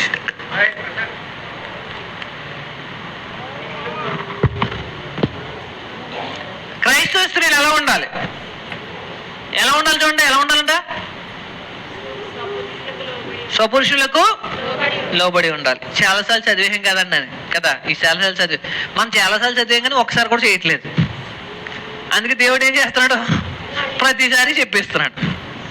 ఎప్పటి వరకు, మనం విధేయత చూపించే వరకు, లేదా ఆయన మళ్ళీ బతుకున్నందుకల వచ్చే వరకు. రైట్. దేవుడు ఇవన్నీ మనకు తెలియజేసిన ప్రేమతో, ఎందుకంటే రేపు పొద్దున ఇంకో పరిస్థితి వేరేగా ఉంటుంది కాబట్టి. చూడండి, నెంబర్ 1 అక్కడ ఒక మాట ఉంది 2వ వచనంలో, అందువల్ల వాళ్ళు ఎవరైనా వాక్యమును అవిధేయులైతే వారు భయంతో కూడా మీ పవిత్ర ప్రవర్తనను చూచి వాక్యము లేకుండా తమ భార్యలు నడవడి వలన రాబట్టబడవచ్చును. రైట్. ఇక్కడ సందర్భం ఏంటి, 1 పేతురు 3 సందర్భం చెప్తున్నాను. రక్షింపబడిన విశ్వాసురాలైన భార్య, అవిశ్వాసులైన భర్త. విశ్వాసురాలైన భార్య, అవిశ్వాసులైన భర్త ఎలా డీల్ చేయాలి ఈ సందర్భాన్ని? వారు మీ పవిత్ర ప్రవర్తన చూసి ఏం లేకుండానే, వాక్యము లేకుండానే. దీని అర్థం ఏంటంటే, అసలు అర్థం చెప్తాను. అసలు వాక్యము లేకుండా అంటే మన వాళ్ళు ఈ వాక్యము లేకుండానే అనుకున్నారు. యాక్చువల్గా చాలాసార్లు సందర్భాలు అలాగే అర్థం చేసుకుంటారు, మనం కూడా అలాగే అర్థం చేసుకున్నాం. అయితే వాస్తవానికి వాక్యము లేకుండా అంటే వాక్కు, మాట లేకుండానే. పేతురు గారు ఏం చెప్పాలనుకుంటున్నారు తెలుసా? వాస్తవానికి ఒరిజినల్ ట్రాన్స్లేషన్ ఇది. సందర్భాన్ని బట్టి సరైన ట్రాన్స్లేషన్ ఏంటంటే, ఏమండి చర్చికి రండి, ఏమండి దేవుడి దగ్గర రండి, ఏమండి దేవుడి దగ్గర రండి, రండి రండి రండి రండి, రారు. మాటతో రారా, నరకానికి పోతారు, నాశనం అయిపోతారు. దెయ్యం పట్టేసింది మీకు, రారు. మాటతో మానేసి నాలుకతో కాదు నడవడికతో, అది పేతురు గారి ఉద్దేశం. మీ భర్తల్ని నడిపించండి దేవుళ్ళలోకి. ఎలా కాదు నాలుకతో కాదు నడవడికతో. మోస్ట్ ఎఫెక్టివ్ టూల్ నాలుక కంటే ఏది బాగా పనిచేస్తుంది? నిజంగా భర్తలకి మోగవాళ్ళైన భార్యలు ఉంటే ఎంత ఆనందం. ఎందుకు ఎక్కువ ఇబ్బంది పడేది? వీళ్ళ నాలుగుతోటే కాబట్టి. ఎవరి నాలుగుతోటి? వీళ్ళ మాట్లాడే మాటలు వాళ్ళకి ఇరిటేషన్ వచ్చేసి ఒకసారి కోపం వచ్చేస్తూ ఉంటుంది. సో గుర్తుపెట్టుకోండి, మెయిన్ దేవుడు ఏం చెప్తున్నాడంటే భర్తను నడిపించడానికి ఏం వాడు? నాలుక కాదు, ఏం వాడాలి? నడవడికి వాడాలి. 2. ఇప్పుడు చూడండి, అక్కడ అలంకరించుకున్న స్త్రీల గురించి చెప్తున్నాడు. శారా భర్తను ఆకర్షించడానికి, అందం కనబడడానికి ఒక అలంకారం కావాలి. అవునా? అంతేనా? చక్కగా అలంకరించుకోవాలనుకుంటారు. ఒక క్రైస్తవ స్త్రీ భర్తని అలంకరించే అలంకారం ఉంది, అది లోబరుటే అలంకారం. చూడండి, నేను చెప్పింది ఏమైనా అబద్ధం? 1 పేతురు 3వ అధ్యాయంలో చూడండి, 1 పేతురు 3వ అధ్యాయము.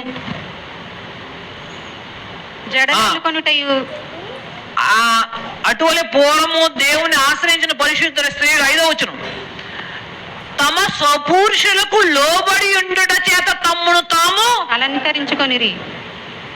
లోబడ్డానికి అబ్రహాం వచ్చింది. మీకు విషయం చెప్తున్నాను. ఇక్కడ ఎవరి గురించి ఒక మంచి ఎగ్జాంపుల్ చెప్పాడు, శారా గురించి కదా. శారా కంటే అందగత్తే అప్పుడు ఎవరు లేరు ఆ టైంలో. మీకు అర్థమైందా? శారా యొక్క అందం అబ్రహాము పేగల మీద తెచ్చింది. ఆవిడివి లోబడే విధేయత బ్రతికించింది. మీకు అర్థమైందా? ఆవిడ అన్నం వల్ల ఈయన ఎక్కడ చంపేస్తారని భయపడిపోయాడు, మనకు తెలుసు కదా. అప్పుడు అమ్మ నీకు నమస్కారం, చెల్లని చెప్పవే బాబా, చెల్లని చెప్పు.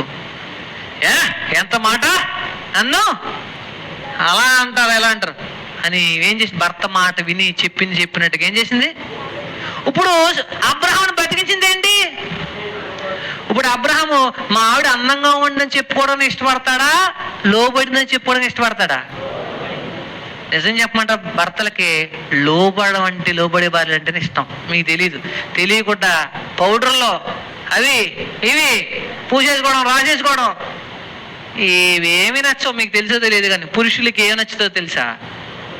విధేయత నచ్చుతుంది. విధేయత నచ్చుతుంది. ఆ విధేయతతో కట్టిపడేయచ్చు పురుషుల్ని. వాళ్ళకి ఎలా కట్టిపడేయచ్చు? అది తప్ప మన దగ్గర అన్నీ ఉన్నాయి. 4 ఉంది మొత్తం బొసలు కొట్టేయడానికి కదా, వాళ్ళని కేకలేసేయడానికి, గరిచేయడానికి, తిట్టేయడానికి. కానీ దేవుడికి ఏం కావాలి తెలుసా? నిజంగా ఎంత మంచి ఎగ్జాంపుల్ చెప్పాడు తెలుసా? శారా అంత అందగత్తే, ఆమె అందం కంటే ఈయన బతికించింది ఏంటి? లోబడే అలంకారం. నెక్స్ట్, భర్తను సంపాదించే సాధువైన మృదువైన గుణం విధేయతకు అక్కడ విధేయతను, సాధువైనట్టు మృదువైనట్టు స్వభావం. ఈ స్వభావం భర్తను సంపాదించుకోవడానికి ఉపయోగపడుతుంది. నా భర్త నాకు దేవుళ్ళు ఉండాలి, మా కుటుంబం బాగుండాలనుకుంటే విధేయత మాత్రమే. ఇది అల్టిమేట్. అంటే దీనికంటే మంచి వైద్యమే లేదు. ఒక స్త్రీ తన భర్తతో కాపురం చేసేటప్పుడు, నిజంగా ఏ స్త్రీ అయినా తన కుటుంబం, తన భర్త తను ఆనందంగా సంతోషంగా దేవుళ్ళలో ఉండాలి అంటే ఇంతకంటే మంచి మందు అంటూ ఏ లేదు. ఏంటి? విధేయత చూపించడం కంటే. నెక్స్ట్, భర్తకు లోబడిన దేవుని ఆశ్రయించిన స్త్రీల చరిత్ర చదువు. ఇప్పుడు అక్కడ మాటను చూడండి, చదవండి. స్త్రీలు దేవుని ఆశ్రయించిన, చదవండి 1 పేతురు 3వ అధ్యాయం, పరిశుద్ధ స్త్రీలు. ఒక మాట చదువుతాం మళ్ళీ. ఇందాకనే మీకు చెప్పాను, ప్రభువుకు లోబడ్డం, భర్తకు లోబడ్డం 2 వేరు కాదు. దేవుణ్ణి ఆశ్రయించారంట. ఆ దేవుణ్ణి ఆశ్రయించిన వారు ఏం చేశారు చూడండి, స్వపురుషులకు లోబడ్డారు. దేవుణ్ణి ఆశ్రయించి స్వపురుషుడికి లోబడ్డారు, దేవుణ్ణి ఆశ్రయించారు. చెప్పండి, అంటే అర్థం ఏంటి? ఆశ్రయించిన వాళ్ళు ఏం చేస్తారు? అయిపోయింది. మన వాళ్ళు తిరగబడతారు గట్టిగా చెప్తే, అంతేనా? దేవుణ్ణి బట్టి లోబడతారు. దేవుణ్ణి ఆశ్రయించిన వారు అంటే అర్థం ఏంటి? మనోళ్ళు గొడవ వచ్చిందనుకోండి, పురుషులతో గొడవ వచ్చింది, భర్తతో గొడవ వచ్చిందనుకోండి, అమ్మని నాన్నని ఆశ్రయిస్తారు. ఎవరిని? అంతే, సెకండ్లో ఫోన్లు వెళ్ళిపోతే ఎక్కడికి అమ్మ మా ఆయన ఎలా ఉన్నాడే, మా అత్తగారు ఎలా ఉంది, మా ఆడపడితే ఎలా ఉంది, అయిపోయింది మొత్తం.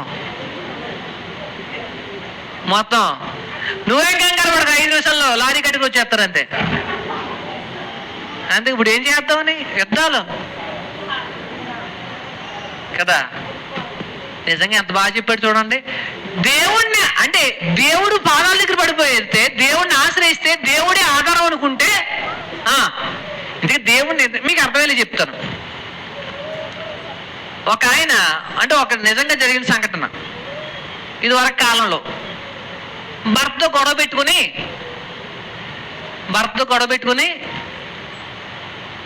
పుట్టింటికి వచ్చేసింది ఒక తల్లి. వచ్చేస్తే పుట్టింటికి వచ్చిన తండ్రి కూతురుని చూసి, ఎప్పుడు వచ్చామో లోపల ఏం మాట్లాడకుండా కోపంతో పొలం వెళ్ళిపోయాడు. వాళ్ళ అమ్మ కూడా కోపడిపోయింది, మాట్లాడట్లేదు. వీళ్ళ అమ్మా నాన్నల పద్ధతి చూసి అర్థమైపోయి, మా ఆయనే బెటర్, సాయంత్రం కాలు ఎట్టుకుని బతిమేలు చూడు, వీళ్ళు 2 రోజులైనా మాట్లాడలేదు, వెళ్ళిపోయిందంట. ఆయన గారు కోపం వస్తే ఎంతసేపు ఉంటుంది? సాయంత్రానికి బతిమాలుకుని ఏదో బొజ్జగించుకునేవాడు. ఈ పుట్టింటికి వెళ్ళినందుకు అమ్మ మాట్లాడలేదు, దెబ్బకి తిరుగు టపా వెనక్కి వచ్చేసి.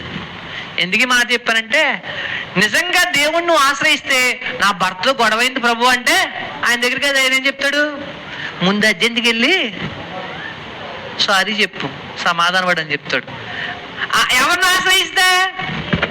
అందుకే ఆల్రెడీ దేవుణ్ణి ఆశ్రయించిన వాళ్ళకి విధేయత సహజ లక్షణం మనకి ఆటోమేటిక్గా రావాలి. ఎన్ని ప్రసంగాలు చెప్పినా రావట్లేదు, చెప్పేందుకు నీరసం, ఆయాసం, దుఃఖం వస్తున్నాయి, కానీ మనకేం రావట్లేదు. భర్తను గౌరవించడానికి యజమానుడని పిలువు. శారా ఏం పిలిచిందంట? యజమానుడని పిలిచాం. నా మీద అధికారి, మన చచ్చినా చెప్పుకోవడానికి ఇష్టపడం. యజమానుడు అంటే అర్థం ఏంటి? మా ఓనర్ గారు. ఎవరు? మన ఇల్లు కట్టుకుని ఇంటికి మన పేరే పెట్టాలి, లేకపోతే గొడవ అయిపోద్ది. ఊరుకో. తర్వాత ఏదైనా అంతే కదా. ప్రేమతో పెట్టడం అది వేరే విషయం, కానీ నేను అనేది ఏంటంటే ఏం చేయకూడదు? భర్తను ఏమని పిలుస్తో చెప్పండి. భర్త ఏమండి చాలా చులకనగా మాట్లాడుతుంది, దయచేసి అలా మాట్లాడకూడదు, మనం అర్థం కావట్లేదు. నెక్స్ట్, భర్తతో ఏ భయమునకు బెదరక కడ వరకు ఉన్నాడు. నిజంగా శారా ఎంత గొప్పదో తెలుసా?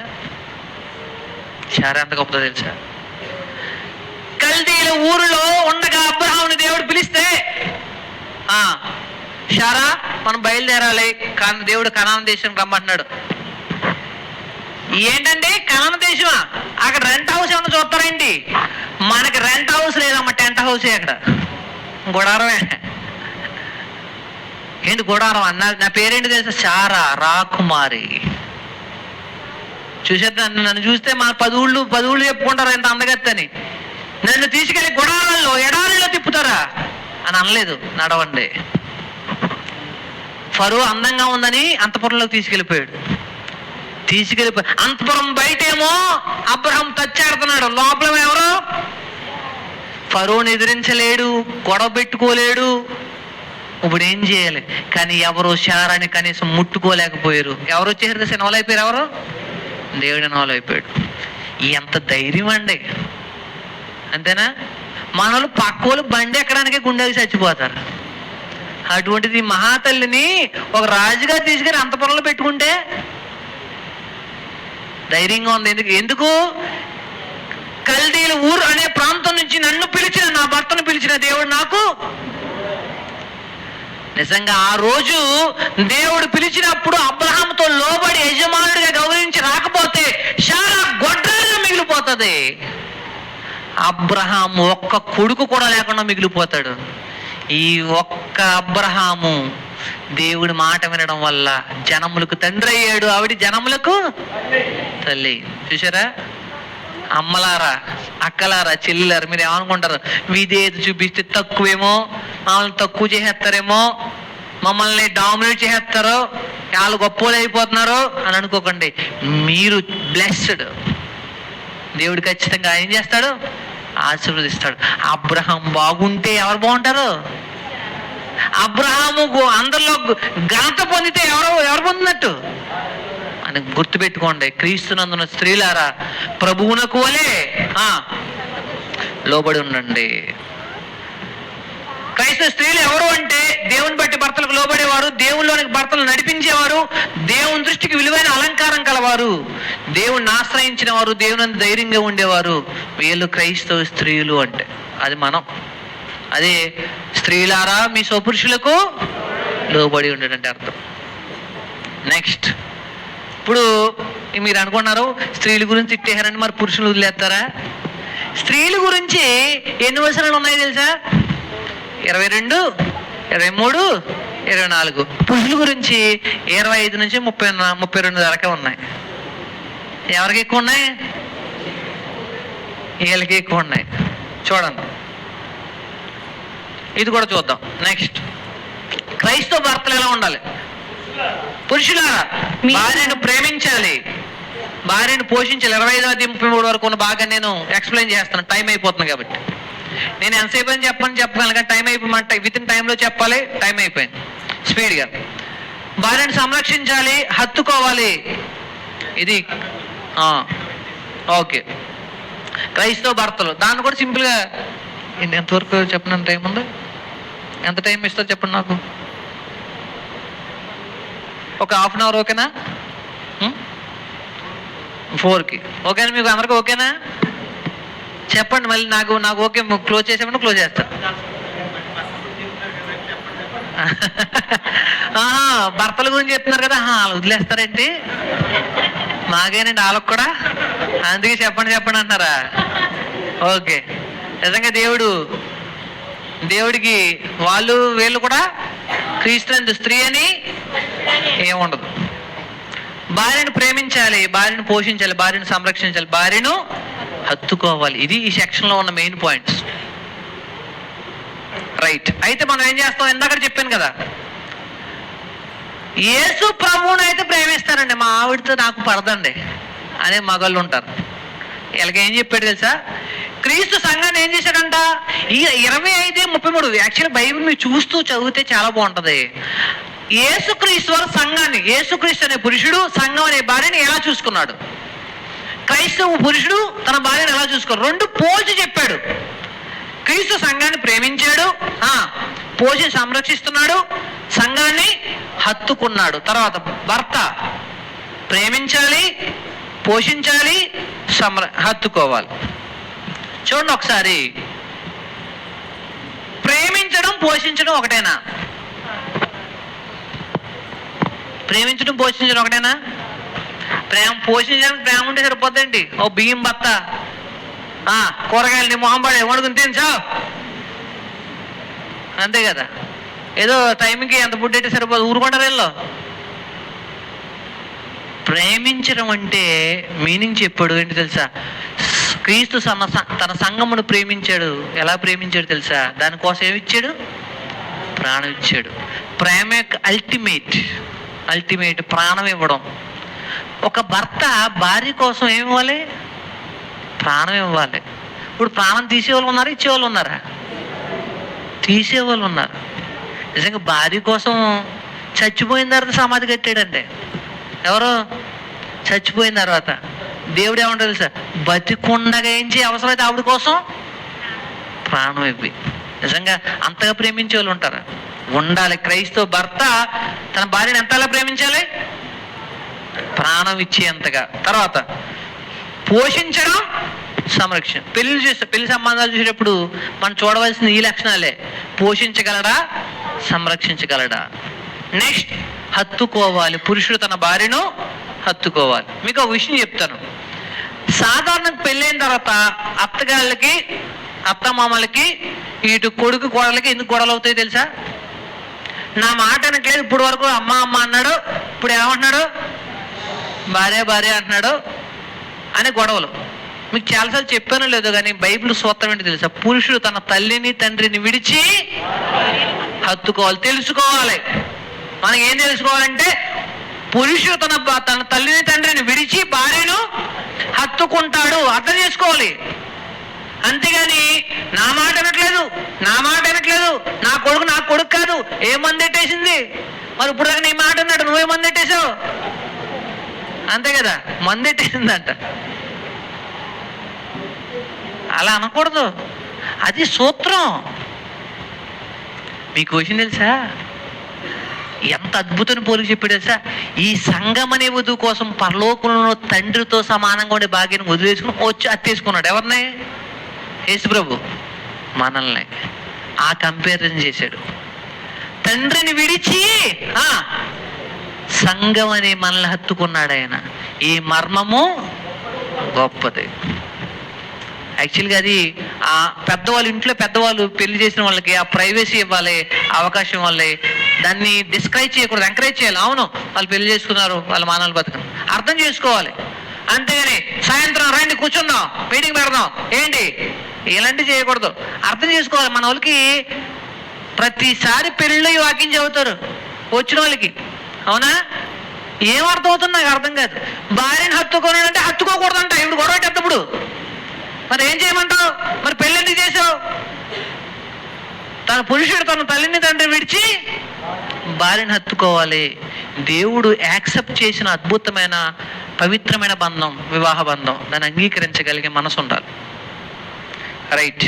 ఇంకో విషయం చెప్పనా మీకు? క్రైస్తులైన పురుషులు జీవమన కృపావరంలో మీ భార్యను పాలివారే ఉన్నారండి. భార్యను సన్మానించి జ్ఞానము చెప్పిన వారితో కాపురం చెయ్యండి. చూడండి, ఇది ఒకసారి చూడండి. భార్యాభర్తల బంధం శరీరంతో పోల్చబడింది. నువ్వు ఒక పురుషుడు ఒక మనిషి అయితే భార్య శరీరం లాంటిది. శరీరాన్ని ఆత్మని మనం ఏం చేయలేం, వేరు చేయలేం.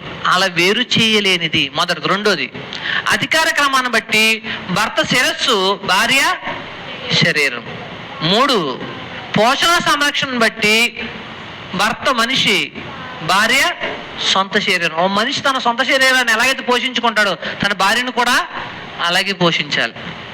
పోషించడానికి ఎవడన్నా భార్యను దూషిస్తున్నాడు అనుకో, మీకు సంపాదించి పెట్టలేకపోతున్నాను, ఏంటి భర్త తినేటప్పుడు బియ్యం బస్తా అయిపోయిందా, తినేసారా, తేలేకపోతున్నాను, మిమ్మల్ని పోషించలేకపోతున్నాను, మేము మేపలేకపోతున్నాను అనేవాడు ఎవడు పెళ్లి చేసుకోకూడదు. అది ఎవరిది? కనీసం మన ధర్మం.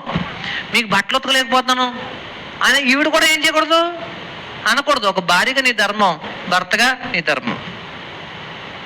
హత్తుకోవడాన్ని బట్టి ఏమన్నాడు తెలుసా? భార్య ప్లస్ భర్త ఎవరో ఏక శరీరం. కొన్ని మతాలు స్త్రీ పురుషుల బంధాన్ని ఏం చేసినాయి? అర్ధ శరీరం అంట. అర్ధ శరీరం అంటే సగం పురుషుడు, కానీ బైబిల్ ఏం చెప్పింది తెలుసా? ఏక ఒకే శరీరం. సగం సగం ఏం కాదు, ఒకే శరీరం. అంత ప్రేమ కలిగి బ్రతకాలి. భార్యని బాగా అంత అర్థం చేసుకోవాలి భర్త. రైట్. నెక్స్ట్, కుమారుడు, భర్త, తండ్రి, ఇవన్నీ బాధ్యతలు ఉంటాయి పురుషులు, ఇవన్నీ నెరవేర్చాలి. నెక్స్ట్, ఇలా ఎగ్జాంపుల్ చెప్పుకుంటూ పోతే చాలా విషయాలు ఉన్నాయి. చివరికి ఏం చేశాడు మనకి? మనం 5వ అధ్యాయం ముగింపులోకి వచ్చేసాం. ముగింపులోకి వచ్చాను. 5వ అధ్యాయం చివరిలో రండి. 5వ అధ్యాయం 6వ అధ్యాయం స్టార్టింగ్ నుంచి. పిల్లలారా, ప్రభునందు మీ తల్లిదండ్రులకు విధేయులయుండి, ఇది ధర్మమే. మీకు మేలు కలిగినట్లు మీ తండ్రిని తల్లిని సన్మానింపుము. అప్పుడు నీవు భూమి మీద దీర్ఘాయుష్మంతుడు వగుదువు. భూమి మీద దీర్ఘాయుష్మంతుడు. ఇది వాగ్దానాలకు సంబంధించి. కాబట్టి ఈ పార్ట్ నేను ముందుకు లీవ్ చేసి వదిలేస్తున్నాను. ఎందుకంటే ప్లెయిన్ టెక్స్ట్. సింపుల్గా చెప్పాలంటే ప్రభునందు మనం ఏం చేయాలి? పిల్లలు తల్లిదండ్రులకి లోబడి ఉండాలి. తర్వాత దాసులు ఉండేవారు, దాసుల్ని ఎలా చూసుకోవాలో చెప్పాడు. కుటుంబాలు అప్పుడు భార్యాభర్తలు, పిల్లలు, దాసులు కూడా ఉండేవారు మొదటి శతాబ్దంలో. బానిసలు, వాళ్ళతో ఎలా వ్యవహరించాలో తెలియజేశాడు. రైట్, నెక్స్ట్ 6వ అధ్యాయం 10వ వచనం కాడి నుంచి ఇది ఎక్స్ప్లెయిన్ చేసి ముగించేస్తాను, ఎందుకంటే ఇది ఒకటి అర్థమైతే మనకు చాలు. తుదకు ప్రభు యొక్క మహాశక్తిని బట్టి ఆయన యందు ఆయన యందు బలవంతులైయుండి మీరు అపవాది తంత్రములు ఎదిరించుటకు. క్రైస్తవుని యుద్ధోపకరణాలు, ఇది మన పాయింట్. ఒక క్రైస్తవుడు రోమా సైనికుడితో పోల్చబడ్డాడు. మనము యుద్ధం చేస్తున్నాం, స్పిరిచువల్ వార్ఫేర్, ఆత్మ సంబంధమైన యుద్ధ రంగంలో ఉన్నాం మనం. ఎవరితోటి? చూడండి, మనము పోరాడునది శరీరంతో కాదు గాని ప్రధానులతోనూ. ఇప్పుడు అక్కడ అపవాది అనే పదం ఉందా? ఉందండి, అపవాది అనే పదం ఉంది. తర్వాత ప్రధానులు, అధికారులు, అంధకార సంబంధమైన లోకనాథులు, ఆకాశ మండలమందు దురాత్మల సమూహముతో అవతల సైడ్ ఎంతమంది పోరాడుచున్నాము. మెయిన్ చీఫ్ కమాండర్ ఎవరు? అపవాది. వాడి నాయకత్వంలో ఎంతమంది ఉన్నారు? సైన్యాలు, అవునా? సైన్య సమూహాలు ఉన్నాయి. ఇవన్నీ కూడా వీటన్నిటితో కూడా మనం పోరాడుతున్నామంట. ఈ పాయింట్ ఒక్కసారి ఆలోచించండి. రైట్, ఇదంతా అయిపోయింది. ఉదయం నుంచి నేర్చుకున్న దేవుడు ఏం చేశాడు? సంఘంలో ఎలా ఉండాలి, లోకంలో ఎలా ఉండాలి, జ్ఞానం కలిగి ఎలా నడుచుకోవాలి, ఇవన్నీ చూసుకుంటూ వచ్చాం. కుటుంబంలో ఎలా ఉండాలి. అయితే ఇదంతా ఒక ఎత్తు అయితే, ఒక ప్రధాన శత్రువు గురించి పౌలు గారు చెప్పకుండా వదలలేదు. అది మనం గుర్తుపెట్టుకోవాలి. మీరు ఏమైనా ఈరోజు పోరాటం చేశారా అపవాదితోటి? రోజు పోరాటాలు ఏమైనా చేస్తున్నారా? పోరాటాలు ఏమైనా చేస్తున్నారా? మనము పోరాడునది విషయం చెప్పంటారు. మనం డైలీ మనం పోరాటం చేస్తాం. ఈరోజు ఇక్కడ రాకుండా ఆపే పోరాటాలు చేసి ఉంటారు కొంతమంది. మన మెదడులో కొన్ని ఆలోచనలు, లేకపోతే కొంతమంది వ్యక్తుల ద్వారా మనల్ని ఆపేయాలనే ఆలోచనలు. ఈరోజు ఏం కొడదాం, చిల్ల దొరుకుతుందిరా అని చెప్పే కొన్ని ఆలోచనలు, లేకపోతే ఫ్రెండ్స్తో ఎంజాయ్ చేద్దాంరా అని చెప్పే ఆలోచనలు, బంధువుల ఇంటికి వెళ్ళి పిండి వంటలు తిందాం అనే ఆలోచనలు మనకి చాలా వచ్చి ఉంటాయి. ఎవరొకరు ప్రేరేపించి ఉంటారు, అవునా? ప్రతిరోజు మనల్ని అపవాది ఏం చేస్తాడు తెలుసా? తన సైన్యాన్ని ఉపయోగించి ప్రతిరోజు యుద్ధాలే చేస్తున్నాం మనం. సో అపవాదితో మనం యుద్ధం చేస్తున్నాం. ఎలా చేస్తున్నాం చూడండి. అది చేస్తామంటే మనకు తెలియాలి అంటే, ఆ యుద్ధంలో అపవాదిని ఎదుర్కోవడానికి, వాడి సైన్యాన్ని ఎదుర్కోవడానికి ఆయన తన సైనికుల్ని, అందుకే ప్రభు యొక్క మహాశక్తిని బట్టి మనం ఎలా ఉండాలంట? వాస్తవానికి మనకు శక్తిని, ఈ సూటుని, సర్వాంగ కవచాన్ని ఇచ్చింది దేవుడే. సో అపవాదితో జరిగే యుద్ధంలో వాడిని ఎదిరించడానికి ఏ ఆయుధాలు కావాలో అవన్నీ ఇచ్చి దేవుడు మనల్ని వదిలేశాడు. మనం ఏం చేయాలి ఇప్పుడు? చూడండి, ఫస్ట్ది రక్షణ అనే శిరస్త్రాణం, తర్వాత 2 విశ్వాసం అనే డాలు, నెక్స్ట్ నీతి అనే మైమరువు, తర్వాత సత్యం అనే దట్టి బెల్ట్, వాక్యం అనే ఖడ్గం, సిద్ధ మనసును జోడు. ఇవి ఒకసారి దేవుడు అపవాద్యతో చేసే యుద్ధానికి వీళ్ళకి సంబంధం ఏంటి అసలు? మొదటి విషయం, మనం యుద్ధం చేస్తున్నాం ఎవరితోటి? అపవాదితోనూ వాని అనుచరులతో. కంటికి కనబడని శత్రువులతో యుద్ధం చేస్తున్నాం ప్రతిరోజు. వాడు తన సైన్య సమూహాలతో మన మీద దాడి చేస్తున్నాడు. వాడు ఏ ఏరియాల్లో అయితే దాడి చేస్తాడో ఆ ఏరియాని కాపాడుకోవడానికి దేవుడు ఆయుధాలు ఇచ్చాడు మనకి. ఫస్ట్ ఎక్కడ దాడి చేస్తాడు? శిరస్సు మీద. అందుకే దేవుడు ఇచ్చాడు మనకి రక్షణ అనే శిరస్త్రాణం. జాగ్రత్తగా వినండి. అపవాది యోధా ద్వారా యేసుక్రీస్తుని అప్పగించాడు కదా. యోధాను ఎలా ప్రేరేపించాడు తెలుసా? యోధా మనసులో అపవాది ఆలోచన పుట్టించాడంట. అంటే అపవాది ఎక్కడ పనిచేస్తాడు? మన ఆలోచనలో పనిచేస్తాడు, మన మనసులో పనిచేస్తాడు, మన తలంపుల్లో పనిచేస్తాడు. అంటే యుద్ధం అంటే అటు సైడ్ నుంచి ఏం జరుగుతుందో అని తెలియదు. అటు సైడ్ నుంచి ఎటువంటి అస్త్రాలు ప్రయోగింపబడుతున్నాయంటే చెడ్డ ఆలోచనలు, చెడ్డ పనులు, దేవునికి నచ్చని పనులు, పాపం చేయించే పనులు అపవాది మన మీద ప్రయోగిస్తున్నాడు. కాబట్టి ఏముండాలి మనకి? రక్షణ అనే శిరస్త్రాణం ఉండాలి.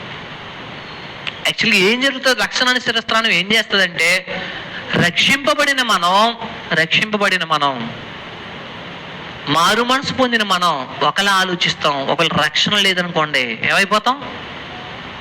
రక్షణలో లేకపోయినా, రక్షణలో కొనసాగకపోయినా మళ్ళీ అపవాదికి ఆలోచనలకు లొంగిపోతాం. గుర్తుపెట్టుకోండి, రక్షణలో ఎదగాలి, రక్షణని కొనసాగించాలి అంటాడు. అందుకే రెండోది, ముందుకు వెళ్ళిపోతున్నాను, విశ్వాసం అనే డాలు. డాలు ఏం చేస్తుంది? బాడీ మీదకి అపవాది వేయుచున్న అగ్ని బాణాలు. అగ్ని బాణాలా అంటే ఏం చేస్తున్నాడు అంటే, ఈ యుద్ధంలో మనం ఏం చేయాలంటే, అపవాది మన మీద దాడి చేస్తాడని, దాడి చేసేటప్పుడు మనకు ఒకటి ఉండాలి. ఏముండాలి? విశ్వాసం ఉండాలి. ఎవరి మీద విశ్వాసం? దేవుడి మీద, ఆయన వాక్యం మీద, ఆయన వాగ్దానాల మీద నమ్మకం ఉండాలి. మనుషుడు రొట్టె వలన బ్రతుకుతాడని యేసు ప్రభు చేత ఏం చేయించాలనుకుంది? రొట్టెలు తినిపించాలి. ఆయన ఏమన్నాడు తెలుసా? మనుషుడు రొట్టె వలన మాత్రము కాదు కానీ నాకు దేవుడి మాట మీద నమ్మకం ఉంది. ఇప్పుడు తిన్నాడు అనుకోండి, ఏమవుతుంది చెప్పండి? యేసు ప్రభు రాళ్ళు రొట్టెలుగా చేసుకుని తిన్నాడు, ఏమవుతుంది? దేవుడి మాట మీద నమ్మకం లేనట్టు, అవిశ్వాసం. నువ్వు ఉపవాసం చేయి 40 రోజులు, తర్వాత సువార్త ప్రకటించాలి అని దేవుడు సంకల్పించాడు యేసు ప్రభు జీవితంలో. ఈయన ఏం చేయాలి? ఉపవాసం చేయాలి, తర్వాత సువార్త చేయాలి, చిరులో మరణించాలి, తిరిగి లేపబడాలి. ఇవన్నీ జరగాలి. ఈయన బ్రతుకుంటాడా చెప్పండి? బ్రతికుంటాడు. దేవుడు చెప్పాడు ఆ మాట. అపవాది నువ్వు చచ్చిపోతావు కాబట్టి తిని. ఆ దేవుడు ఏం చెప్పాడు? నువ్వు అప్పుడే చచ్చిపోవు. ఎప్పుడు చచ్చిపోతావు? శిలువలో చనిపోవడం తప్ప ఇంకే విధంగానూ చనిపోవు అని దేవుడు చెప్పాడు. కానీ అపవాది నువ్వు చనిపోతావు కాబట్టి తినే. ఇప్పుడు దేవుడు మాట నమ్మితే ఏం చేయాలి? మనకి ధనము దేవుడు. ఒకడు దేవునికిని సిరికిని దాసుడిగా దేవుడు నమ్మినాడు. మన చాలా మంది విశ్వాస భ్రష్టులైపోయారు, అపవాది చేతిలో ఓడిపోయారు. డబ్బు కోసం, ధనం కోసం ఎప్పటికీ పతనం అయిపోతున్నారు. ఎందుకో తెలుసా? వాడు బాణాలు వేస్తున్నాడు, దేవుడి మీద నమ్మకం లేదు. ఆయన పోషిస్తాడని నమ్మకం లేదు, ఆయన రక్షిస్తాడని నమ్మకం లేదు. కాబట్టి దేవుడి కంటే మనకి ఈ విషయాల మీదే ఆధారం. నెక్స్ట్, సత్యం అనే బెల్ట్. దట్టి అంటే బెల్ట్. మనం నిటారుగా నిలబడడానికి, వస్తువుల్ని చూడండి, ఖడ్గం కానీ కొన్ని వస్తువులు కానీ పట్టడానికి ఏం చేస్తారు? పెట్టడానికి బెల్ట్ వాడతారన్నమాట. అదేం చేస్తుంది? ఆధారం, బేస్ అన్నమాట. ఈ క్రీస్తు సైనికుడికి, క్రైస్తవుడని సైనికుడికి బేస్ ఏంటి? సత్యాన్ని ఆధారం చేసుకోకుండా ఒకవేళ మనం బ్రతికితే పడిపోతాం. యుద్ధమే చేయలేం, సైనికుడు పని చేయడు. ఒకవేళ అసత్యంలో ఉండి యుద్ధం చేద్దాం అనుకుంటున్నాము అపవాదితో, జరిగే పని కాదు, ఎందుకంటే ఓడిపోతాం. నెక్స్ట్, దేవుని వాక్యం అనే ఖడ్గం. వాక్యం అనే ఆత్మ ఖడ్గం ఏం చేస్తుంది తెలుసా? యేసు ప్రభుకి అపవాది రెఫరెన్స్లు వేసాడు. కీర్తన గ్రంథం చూపించాడు కదా, ఏమని? నువ్వు దూకితే ఆయన తన దూతలకి ఆజ్ఞాపించును. అప్పుడు యేసు ప్రభు ఏం చేశారు? నీ దేవుడని యెహోవాను. అవునా? ఈయన ఏం చేశాడు? వాక్యం చూపించాడా లేదా? వాక్యమే చూపించాడు.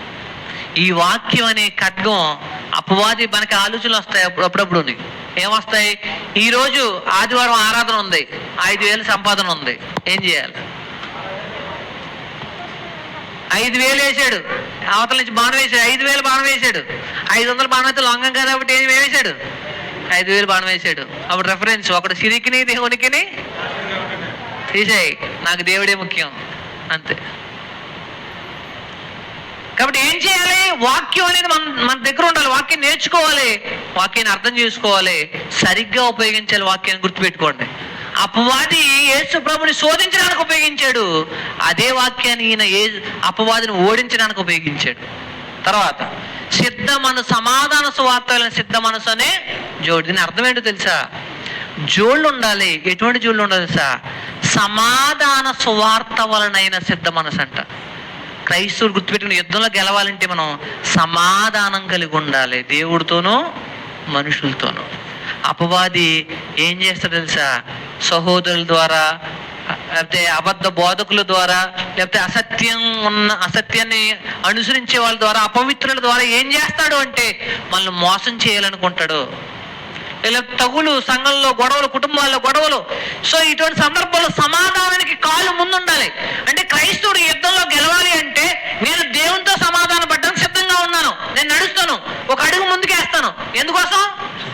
సమాధానం కోసం. నా సహోదరుడితో సమాధానం కోసం ఒక అడుగు ముందుకేస్తాను. అటువంటి వాడు యుద్ధంలో ఓడిపోవడం. ఎందుకంటే వాడు సమాధానం లేని పరిస్థితుల్లో యుద్ధం చేస్తాడు మన మీద. కాబట్టి మనం ఏం చేయాలి తెలుసా? సమాధాన సువార్తల సిద్ధ మనసును జోడుని అయిపోయినాయి కదా ఇవన్నీ, కానీ అయిపోలేదు. ఇంకొకటి ఉంది, అదేంటో తెలుసా? ప్రార్థన.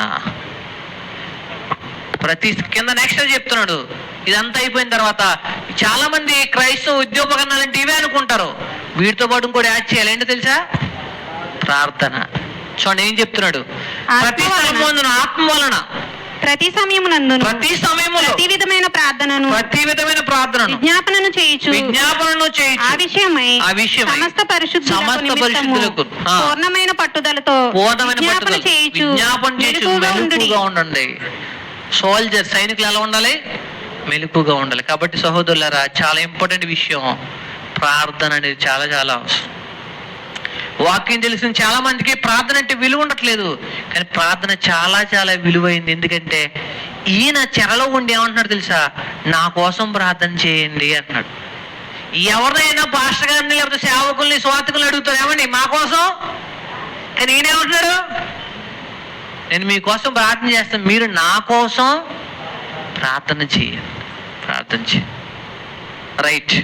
అలా ఈ ప్రార్థన యొక్క గొప్పతనం ఎందుకు చేయమన్నాడు తెలుసా? నేను సువార్తని కైసరేతుడు ధైర్యంగా ప్రకటించడానికి ప్రార్థన చేయండి. ముగించేటప్పుడు బిగింపుగా ఏం చెప్పాడు తెలుసా? ప్రార్థన అనేది చాలా ఇంపార్టెంట్. గుర్తుపెట్టుకోండి. సమయం సద్వినియోగం అవుతుంది. దేవునితో సమస్యలు చెప్పుకోవడానికి అవకాశం ఉంటుంది. ప్రార్థనలో పడిపోయిన వాడు ఎవడు ఉండడంట. ప్రార్థన చేసి పడిపోయిన వాడు, చెడిపోయిన వాడు ఉన్నాడు. ఎందుకంటే ఆయనకి ఎప్పుడైతే మనం ప్రార్థన చేయడం వాళ్ళ దగ్గర అవుతాం. కాబట్టి ఏ సమస్యనైనా మనుషులతో కాదు దేవునితో చెప్పుకోవడానికి మనం ప్రయత్నం చేద్దాం. ఇది తక్కువ టైంలో నేను ఏపీసీ పత్రికను వివరించడానికి చేసిన ప్రయత్నం. ప్రభు చిత్తం అయితే ఎప్పుడన్నా మరొకసారి అవకాశం ఉన్నప్పుడు మళ్ళీ మరో పత్రికను ఆలోచించడానికి ప్రయత్నం చేద్దాం. మరి ఇంత చక్కని అవకాశాన్ని నాకు కల్పించే పరలోకపు తండ్రికి యేసుక్రీస్తు నామములో కృతజ్ఞతాస్తులు చెల్లిస్తూ నన్ను ప్రేమతో ఆహ్వానించిన కిషోర్ అన్నయ్య వాళ్ళ కుటుంబానికి, సంఘానికి కూడా ప్రత్యేకంగా ధన్యవాదాలు తెలియజేస్తున్నాను. ప్రేమతో ఓపికగా మరి ఎంతసేపు విన్నందుకు మీ అందరూ కూడా వందనాలు తెలియజేస్తూ ముగిస్తున్నాను ఈ సమయాన్ని.